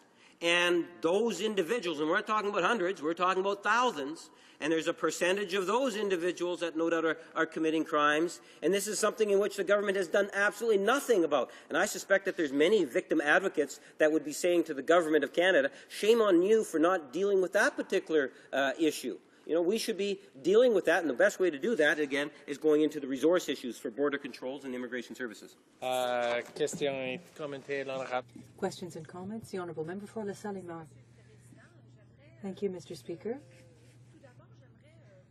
First of all, I'd like to take this opportunity to congratulate my colleagues who are critics, a critic and deputy critic on immigration. The work that they do is exceptional. The work they do to improve legislation, because we can see that this bill contains a number of flaws. I'd like to ask my colleague a question, the member for Winnipeg North. I'd like him to tell us if he feels that this bill was put together based on fact and evidence, facts that have been statistically proven, and that can show, in fact, that there is a real need to increase the minister's discretionary power. Did the government look at how the system works in other countries, countries that have perhaps reformed their immigration systems, where the system worked or didn't? Member for Winnipeg North. It's a good question. I don't believe that this bill was justified in the sense of here's all the facts, like out of those 800 that the minister now refers to, and it's only since it's been in committee. I never heard numbers of permanent residents that were committing crime until we actually hit the committee stage. There was no indication that this was going to be an issue until June, when the minister, June of last year, when he kind of made this huge announcement. And at the end of the day, I think there was a lot of material that was missing in order to be able to, for me to say that, yeah, this piece of legislation was well thought out prior to its introduction. I don't believe it was. I believe that this was more the minister wanting to come across as if he's trying to get tough on crime more than anything else. And one of the victims here is, in fact, the House of Commons, because we were never really brought in any legitimate way to try to get engaged on this issue prior to the introduction of the legislation, let alone the stakeholders and the communities from coast to coast to coast, because I'm sure all Canadians are in fact concerned about it and would have loved the opportunity to participate and maybe provide some guidance which would have made the bill a better piece of legislation. Questions and comments? The Honourable Member for Guelph. Mr. Speaker, in short, and I want to thank the member from Winnipeg North for his comments. In short, the member is saying that we get a large piece of this legislation. It's understandable that violent offences, that sexual offences should be, should actually result, the consequence should be that a person goes back, has to leave the country. But please help me understand this better, Mr. Speaker, and I ask the member through you. Are you telling me that if an 18-year-old has been here since they were 1 year old, never became a Canadian citizen, can cross the border, drink underage, cross the border, drink, and have an offence which attracts a fine of like $200, and after that there is no appeal, that child could be ripped from their family and sent back to some country they've never visited, don't know the language, have no family members, no understanding of the country whatsoever? Is that what the member is trying to explain? The Honourable Member for Winnipeg North. Yes, it's a very good question, Mr. Speaker, and sadly, we heard that in committee. In committee, we had a professional come before the committee and make that case. The quote that I referred to actually came out of the committee, and the government has failed in terms of being able to address that issue if you use that false identification. And the point is, Mr. Speaker, is that at the end of the day, as this minister tries to make himself look good, it's at a substantial cost because of how far-reaching this legislation really goes out. And there will be a lot of individuals that will have to pay the price of this House passing sloppy, what I would argue is sloppy legislation. Because at the end of the day, it's gone too far. We do not, and no one in the Liberal Party is trying to prevent these, individuals that commit serious crimes, like, the rapists, the murderers, and so forth, from being deported. We're not trying to do that, Mr. Speaker. It's interesting. Earlier today, I think the minister had another news flash, and this time it was he's going to take away Canadian citizenship from individuals that have dual citizens if they're deemed to be a terrorist or something of that nature. I might be pulling it a little bit out of context, but that was the news flash. We'll find out in tomorrow's news media, Mr. Speaker. And again, why doesn't the minister just kind of focus on the citizenship? We have people waiting for years that have qualified for their citizenship. And we're not talking a few, we're talking hundreds of thousands of residents that have qualified that are still waiting to receive their citizenship. But because this minister is so negligent in getting his department and providing the direction necessary and the resources necessary, the minister is missing the point in terms of not being able to do what it is that he should be doing, and he could be doing so much more, whether it's getting criminals outside that are in Canada, that shouldn't be in Canada, out of Canada, making sure that people get their citizenship in timely fashions. He needs to readjust his priorities. Resuming debate. With about 18 minutes left, the Honourable Parliamentary Secretary to the Minister of Citizenship and Immigration. Well, Mr. Speaker, the only disappointment I've heard from you today, uttering from the chair, is I only have 18 minutes instead of the 30 that would be allocated. So I have to say I'm starting out a little disappointed, but nonetheless, the clock is the clock, and the one thing I can say at 5:15, the bells are going to ring. We're going to come back in this House to vote, and we're going to vote on the very bill that we're speaking to right here this evening. I know that bill is going to pass this evening, Mr. Speaker. I know that the fast removal of foreign criminals bill, C-43, is going to pass because every person on this side of the House that sits as a member of Parliament is going to support that piece of legislation. We're going to carry it over for third reading, and we're going to send that bill to the Senate. The big question is, as I just heard from the Minister of Public Safety, the big question is, there is hope and there is opportunity for our colleagues who sit on the other side of the House to actually play a role in changing part of our immigration system that should have been changed decades ago. They can play a role in supporting that legislation this evening and see the Faster Removal of Foreign Criminals Act passed with some of their support, maybe even all of their support. Maybe we could do like we did with C-11, Mr. Speaker, in the previous Parliament, and that is pass an immigration bill which started the process for refugee reform in this country, pass it unanimously. There is a point upon which I think, and I listened closely to the member from Winnipeg North and his comments, he continually says to all of us that he wants to see a stronger piece of legislation, a stronger justice system that ensures that individuals who commit serious crimes and are not Canadian citizens would not be allowed to stay in our country once they've served their time in jail. But then he spends the rest of his opportunity, whether it be at committee, whether it be here in the House of Commons, whether it be listening to witnesses, some of which he likes to listen to because they indicate that they support his perspective, but most who came to committee that support this government's perspective, as I heard when he didn't answer my question, in terms of whether he agreed with Ms. Rosenfeld, who came to committee, made a passionate and detailed and descriptive understanding of why the bill should pass.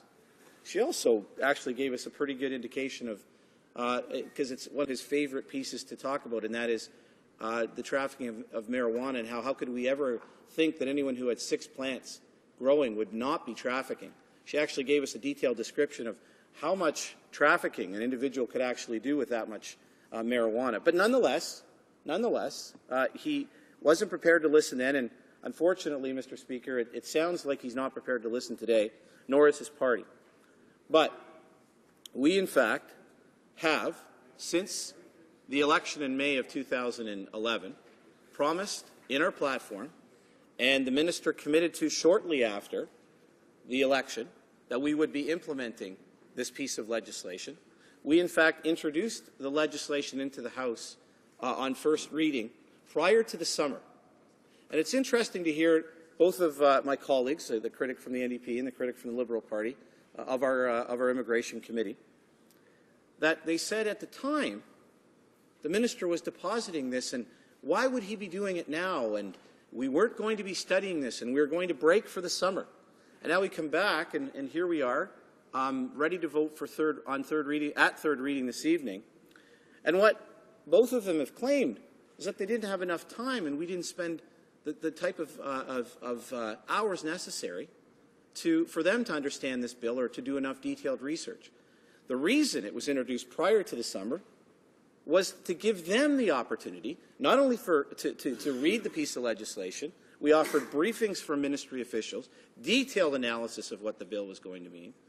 Any time that they wanted to sit down and have a better opportunity to understand the bill with the ministry, we were more than prepared to do so.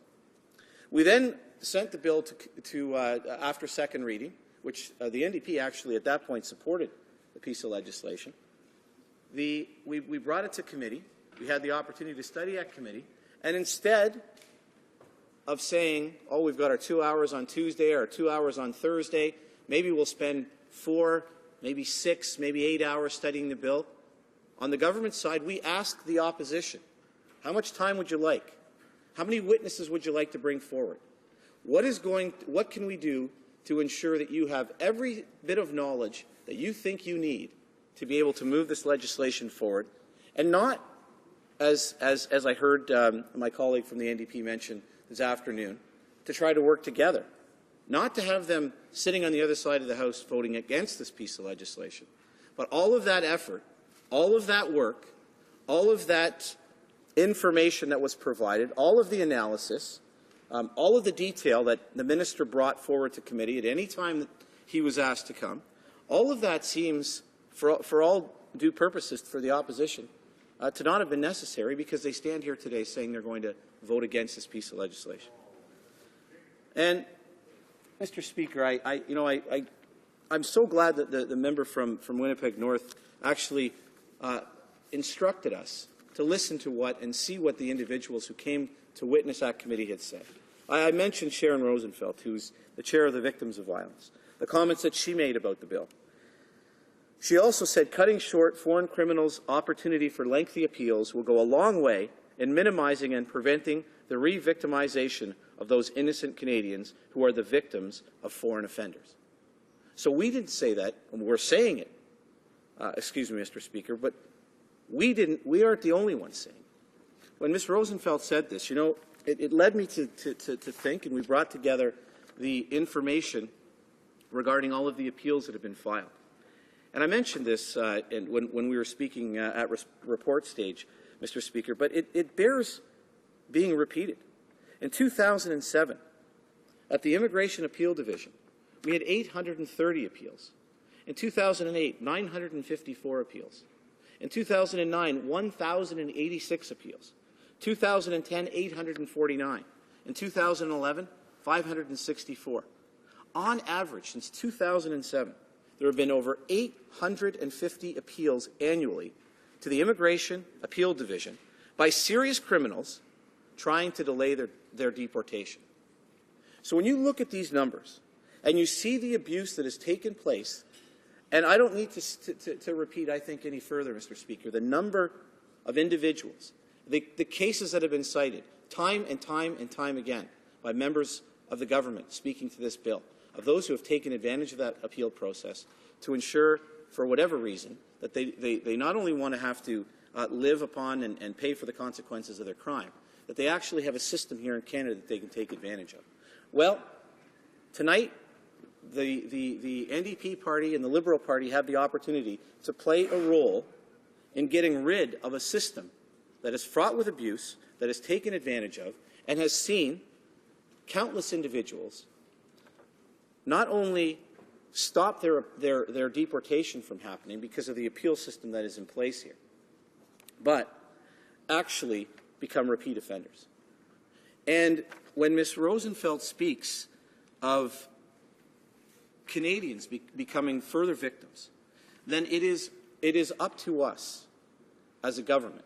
It is up to us as a government to ensure that we take action.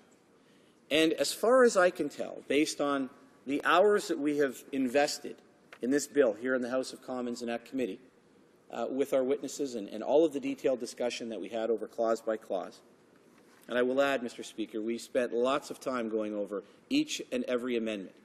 The government didn't support amendments brought forward that were going to at least weaken the bill, but we certainly allowed for the discussion to happen so that we could actually listen to what was being presented. We did, in fact, accept one amendment and appreciate the member from Winnipeg North acknowledging that, in fact, there was a strengthening of the bill that was brought forward. But at the end of the day, it's our responsibility to act on behalf of victims. It's our responsibility to act upon an immigration system that other countries, with regard to this legislation, have surpassed us in terms of timing and have moved much, much further down the road. I think of the fact that, Mr. Speaker, we have a partnership with and belong to the 5-country conference with the UK, with the United States, with Australia, and with New Zealand. They have all acted on these issues, with misrepresentation being one that we have seen 4 of these countries that we are a part of in terms of our 5-country conference with them. We are the only country that hasn't acted in a measurable way on these issues. Well, we stand here today at third reading to say not only is the government and those that sit on this side of the House going to support this legislation, we can actually ask and see if members of the opposition are going to support it this evening, because there are a number of other countries who have moved much quicker than this country has, and in a much more aggressive way, Mr. Speaker, than certainly we have. But we think that the bill, when you look at its detail, when you look at where it stands, it's principled 3 parts: making it easier for the government to remove dangerous foreign criminals from our country, making it harder for those who may pose a risk to Canada to enter the country in the first place, and third, remove barriers for genuine visitors who want to come to Canada. And you know, Mr. Speaker, we've done a lot of speaking and defending and promoting of the first 2, making it easier for government to remove dangerous foreign criminals from our country, and making it harder for those who pose a risk to Canada to enter the country in the first place. One point that I wanted to highlight, and I know I've got a few minutes left, Mr. Speaker, is the removing the barriers for genuine visitors who want to come to Canada. I mentioned the Minister of Public Safety was here this evening, and he certainly, and his ministry plays a role in this legislation as well. And you don't need to look much further than Section 42, which actually, as I mentioned, will make it easier for low-risk foreign nationals who would like to come to Canada on a temporary basis to actually, when they're traveling with their family, to be able to become admissible here. So, for example, a parent who is inadmissible on health grounds would remain inadmissible and require a temporary resident permit to visit Canada, but the remaining family members would actually now be admissible. So we're actually opening the door to say, on a temporary basis, you're going to visit the country, you've got a family member who is inadmissible, they will have to remain inadmissible, but in fact we are opening the door to say, for those that are relatives of that family member, there is the opportunity. Currently now they'd be inadmissible. Under this legislation, under Bill C-43, they will be admissible to Canada. Further, inadmissible persons seeking ministerial relief would have to submit a formal application. The minister's authority to grant relief on his or her own initiative without a formal application will be explicitly spelled out. So, for example, the minister could use this explicit authority to facilitate the entry of a head of state who would otherwise be found inadmissible if the minister was satisfied that the decision was not contrary to national interest. So, while I've heard the speakers today, and I've heard the members of the committee, from the NDP and from the Liberal Party, proclaim that this is just going to be this focuses on those that are criminals that are going to be removed from our country, that are not citizens, that are permanent residents, that have come here to the country. They haven't once stood up to talk about the fact that this piece of legislation actually does allow for the easier transfer of family members who may be part of who may have a relative, a family member who is inadmissible, but allowing them to actually come here to Canada. Mr. Speaker, I know that we've had a number of people, and the member from Winnipeg North mentioned the fact that we had witnesses and we should have heard and listened to them. Ravi Jain, who's an immigration lawyer, was quoted, and he said when he was asked about this issue, if you're coming to Canada and you happen to have relatives with you, dependents with you, and if you're inadmissible but for minor reasons, like, for example, some minor criminality, but not really overly serious, but not organized criminality, or if it's a health grounds or some other, misrepresentation of other kinds of grounds, and you're coming, you have a special permit to overcome the inadmissibility. Then you're no longer going to render your dependents inadmissible at the same time. Because right now, if you're coming with someone who's inadmissible, if you're the wife or kids, then you're automatically inadmissible. So the member and those in opposition to this bill have stated that they have immigration lawyers who have said to them that this bill goes too far. I tell you, Mr. Speaker, it's great to read from immigration lawyers who've done their homework, understand the piece of legislation, and the third most important part of this bill, which is recognized by Mr. Jain, is that simply when an individual isn't allowed to come into the country, his or her family at least will be in a position, when it's a minor offence or an issue of health, that both the Minister of Citizenship and Immigration and the Minister of Public Safety will have some latitude in terms of their ability to allow those family members into the country. It didn't happen before. It's going to happen now. Mr. Speaker, I think I want to conclude by thanking all of those from the government side who sit on the committee at immigration. We have worked on two very significant pieces of legislation, Bill C-31 and now Bill C-43. And one of the most difficult things to do, Mr. Speaker, of course, is to try to ensure that you are doing justice to the piece of legislation that is moving forward. I can say, and I haven't heard in respect to my colleagues on the other side of the House, their complaint about this government or this committee's ability to give enough time to research, to work, and to move forward on legislation. I want to thank all of the members of our committee who did a tremendous job, including our chairman, Mr. Speaker, who every once in a while even has to call me into order.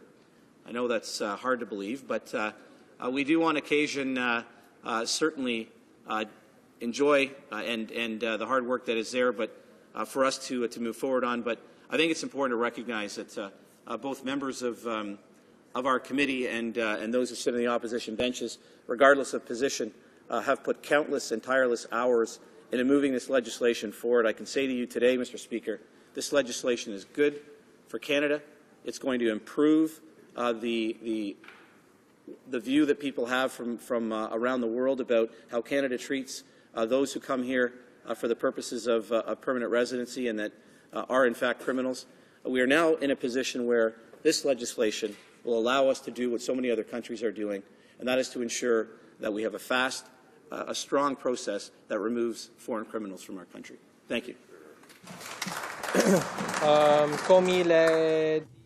It being 5:15, pursuant to order made Wednesday, January 30th, 2013, it's my duty to interrupt the proceedings and put forthwith every question necessary to dispose of the third reading stage of the bill now before the House. Projet de loi dont la Chambre est maintenant saisie. Mr. Kenny, Calgary Southeast, seconded by Mr. Uppal, moved that Bill C-43, an act to amend the Immigration and Refugee Protection Act, be now read a third time and do pass. Is it the pleasure of the House to adopt the motion? All those in favor will please say yay. Yay! All those opposed will please say nay. Nay! In my opinion, the ayes have it. Call in the members.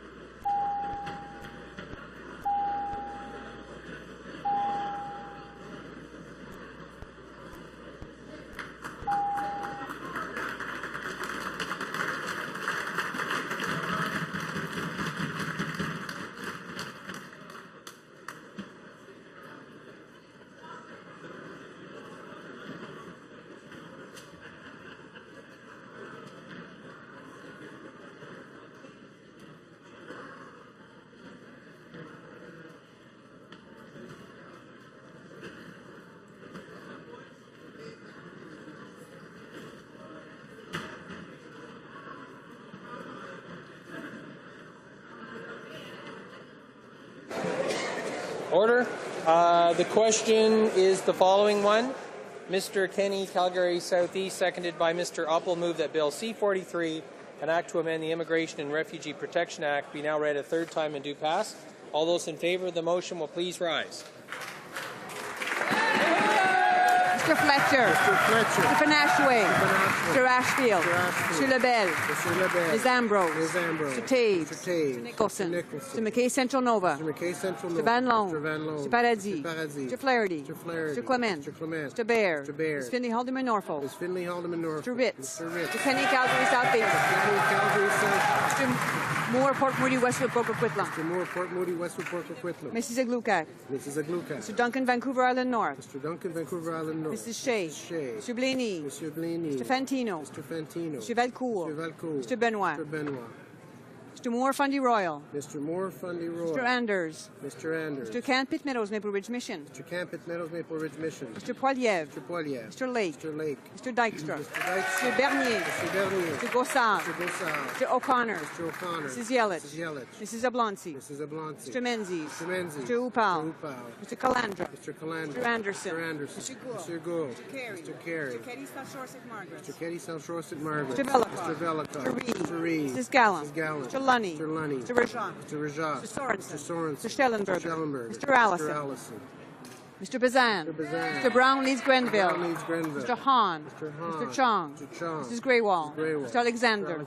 Ms. Rempel. Mr. Rickford. Mr. Gauguin. Ms. Finley Delta Richmond East. Mr. Lemieux. Mr. Lukiski. Mrs. Chupe. Ms. Bergen. Ms. Adams. Mrs. Glover. Ms. Leach. Mr. Leong. Mr. Saxton. Mr. Decker. Ms. Brown Newmarket Aurora. Mrs. McLeod. Mr. Hebert. Mr. Komarnicki. Mr. Cram, Prince Edward Hastings. Mr. Lauzon. Mr. Mackenzie. Mr. Miller. Mr. Preston. Mrs. Smith. Mr. Tilson. Mr. Trost. Mr. Tweed. Mr. Warwa. Mr. Watson. Mr. Allen Tobic McTequac. Mr. Brown-Berry. Mr. Bernouge. Mr. Calkins. Mr. Cannon. Mr. Albrecht. Mrs. Davidson. Mr. Galipo. Mr. Norlock. Mr. Shipley. Mr. Storseth. Mr. Sweet. Mr. Van Kesteren. Mr. Wallace. Mr. Warkenton. Mr. Clark. Mrs. Block. Mr. Bowen. Mr. Brave. Mr. Dreeshen. Mr. Holder. Back to Mr. Hoback. Then Mr. Holder. Mr. Lobb. Mr. McColeman. Mrs. O'Neill Gordon. Mr. Payne. Mr. Richards. Mr. Shorey. Mr. West and West Vancouver Sunshine Coast to Sky Country. Mr. Weston St. John. Mr. Woodworth. Mr. Young Oakville. Mr. Armstrong. Mr. Sopak. Mr. Harris Caribou Prince George. Mr. Adler. Mr. Albus. Mrs. Ambler. Mr. Aspen. Madame Bateman. Mr. Butt. Mr. Carmichael. Mr. Chizu. Mr. Daniel. Mr. Gill. Mr. Hayes. Mr. Killier. Ms. James. Mr. Leaf. Mr. Menegakis. Mr. Toast. Mr. Wilkes. Mr. Rathgaber. Ms. Young, Vancouver South. Mr. Leeson. Mr. Opitz. Mr. Seaback. Mr. Strahl. Mr. Trottier. Mr. Williamson. Mr. O'Toole. Ms. Crockett. Mr. Stanton.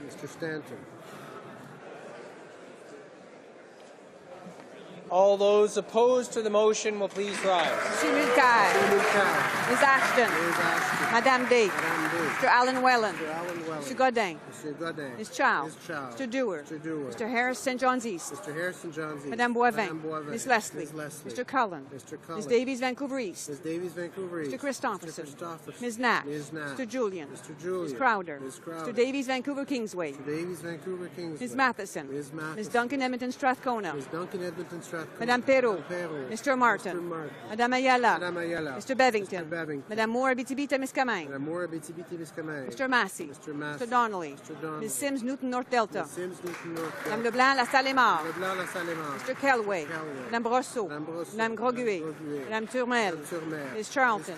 Mr. Chisholm. Mr. Boulris. Mr. Angus. Mr. Marston. Madame Morin Saint-Hyacinthe Bagotte. Madame Hughes. Monsieur Dubé. Madame Laverdière. Mr. Scott. Madame Papillon. Monsieur Bramy. Monsieur Dussault. Mr. Cash. Mr. Stewart. Mr. Garrison. Monsieur Ravigna. Madame Blanchette-Lamotte.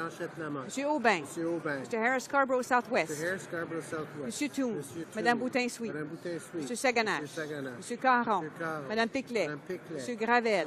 Mr. Rafferty. Monsieur Maille. Mr. Thibault. Monsieur Larose. Monsieur Giguère. Monsieur Côté. Monsieur Genet-Jourdain. Monsieur Lapointe. Madame Hassainia. Monsieur Rousseau. Madame Lou. Mr. Sandou. Madame Sella. Madame Quash. Mr. Rankin. Ms. Sitzabaisen. Monsieur Nantel. Madame Latendresse. Madame Freeman. Mr. Benskin. Mr. Sullivan. Monsieur Blanchette. Madame Michaud. Monsieur Choquette. Mr. Adamanenko. Monsieur Jacob. Monsieur Nunez-Melo. Monsieur Tremblay. Mr. Stoffer. Monsieur Chicoine. Monsieur Dionne Labelle. Monsieur Morin-Chicoutimi-Lefiard. Madame Doré-Lefebvre. Madame Bord. Madame Morin Notre-Dame de Grasse-la-Chine. Monsieur Morin-Laurentier-de-Labelle. Monsieur Patry. Monsieur Pilon. Madame Reynaud. Monsieur Genet. Monsieur Nichols. Mr. Ray. Mr. Goodale. Monsieur Leblanc-Beauséjour. Mr. Easter. Ms. Fry. Mr. Regan. Monsieur Bélanger. Mr. Byrne. Mr. Pachetti. Ms. Foote. Monsieur Lamoureux. Monsieur Dion. Monsieur Coderre. Back to Ms. Bennett. Mr. Bryson. Ms. Scrow. Mr. McKay Scarborough Guildwood. Mr. Cuzner. Mr. Eiking. Mr. McGinty. Mr. Scarpalagia. Mr. Sims Bonavista Gander Grand Falls Windsor. Mr. Andrews. Mr. Valeriot. Mr. Chou. Mr. Casey. Madame Saint-Denis. Mr. Plamondon. Mr. Bellavance. Mr. Fortin. Mr. Heyer.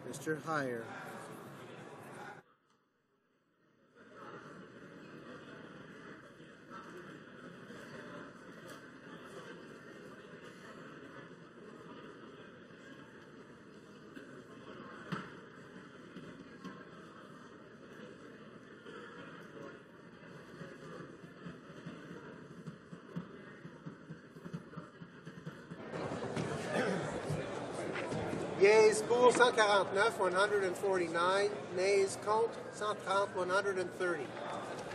Je déclare la motion adoptée. I declare the motion carried.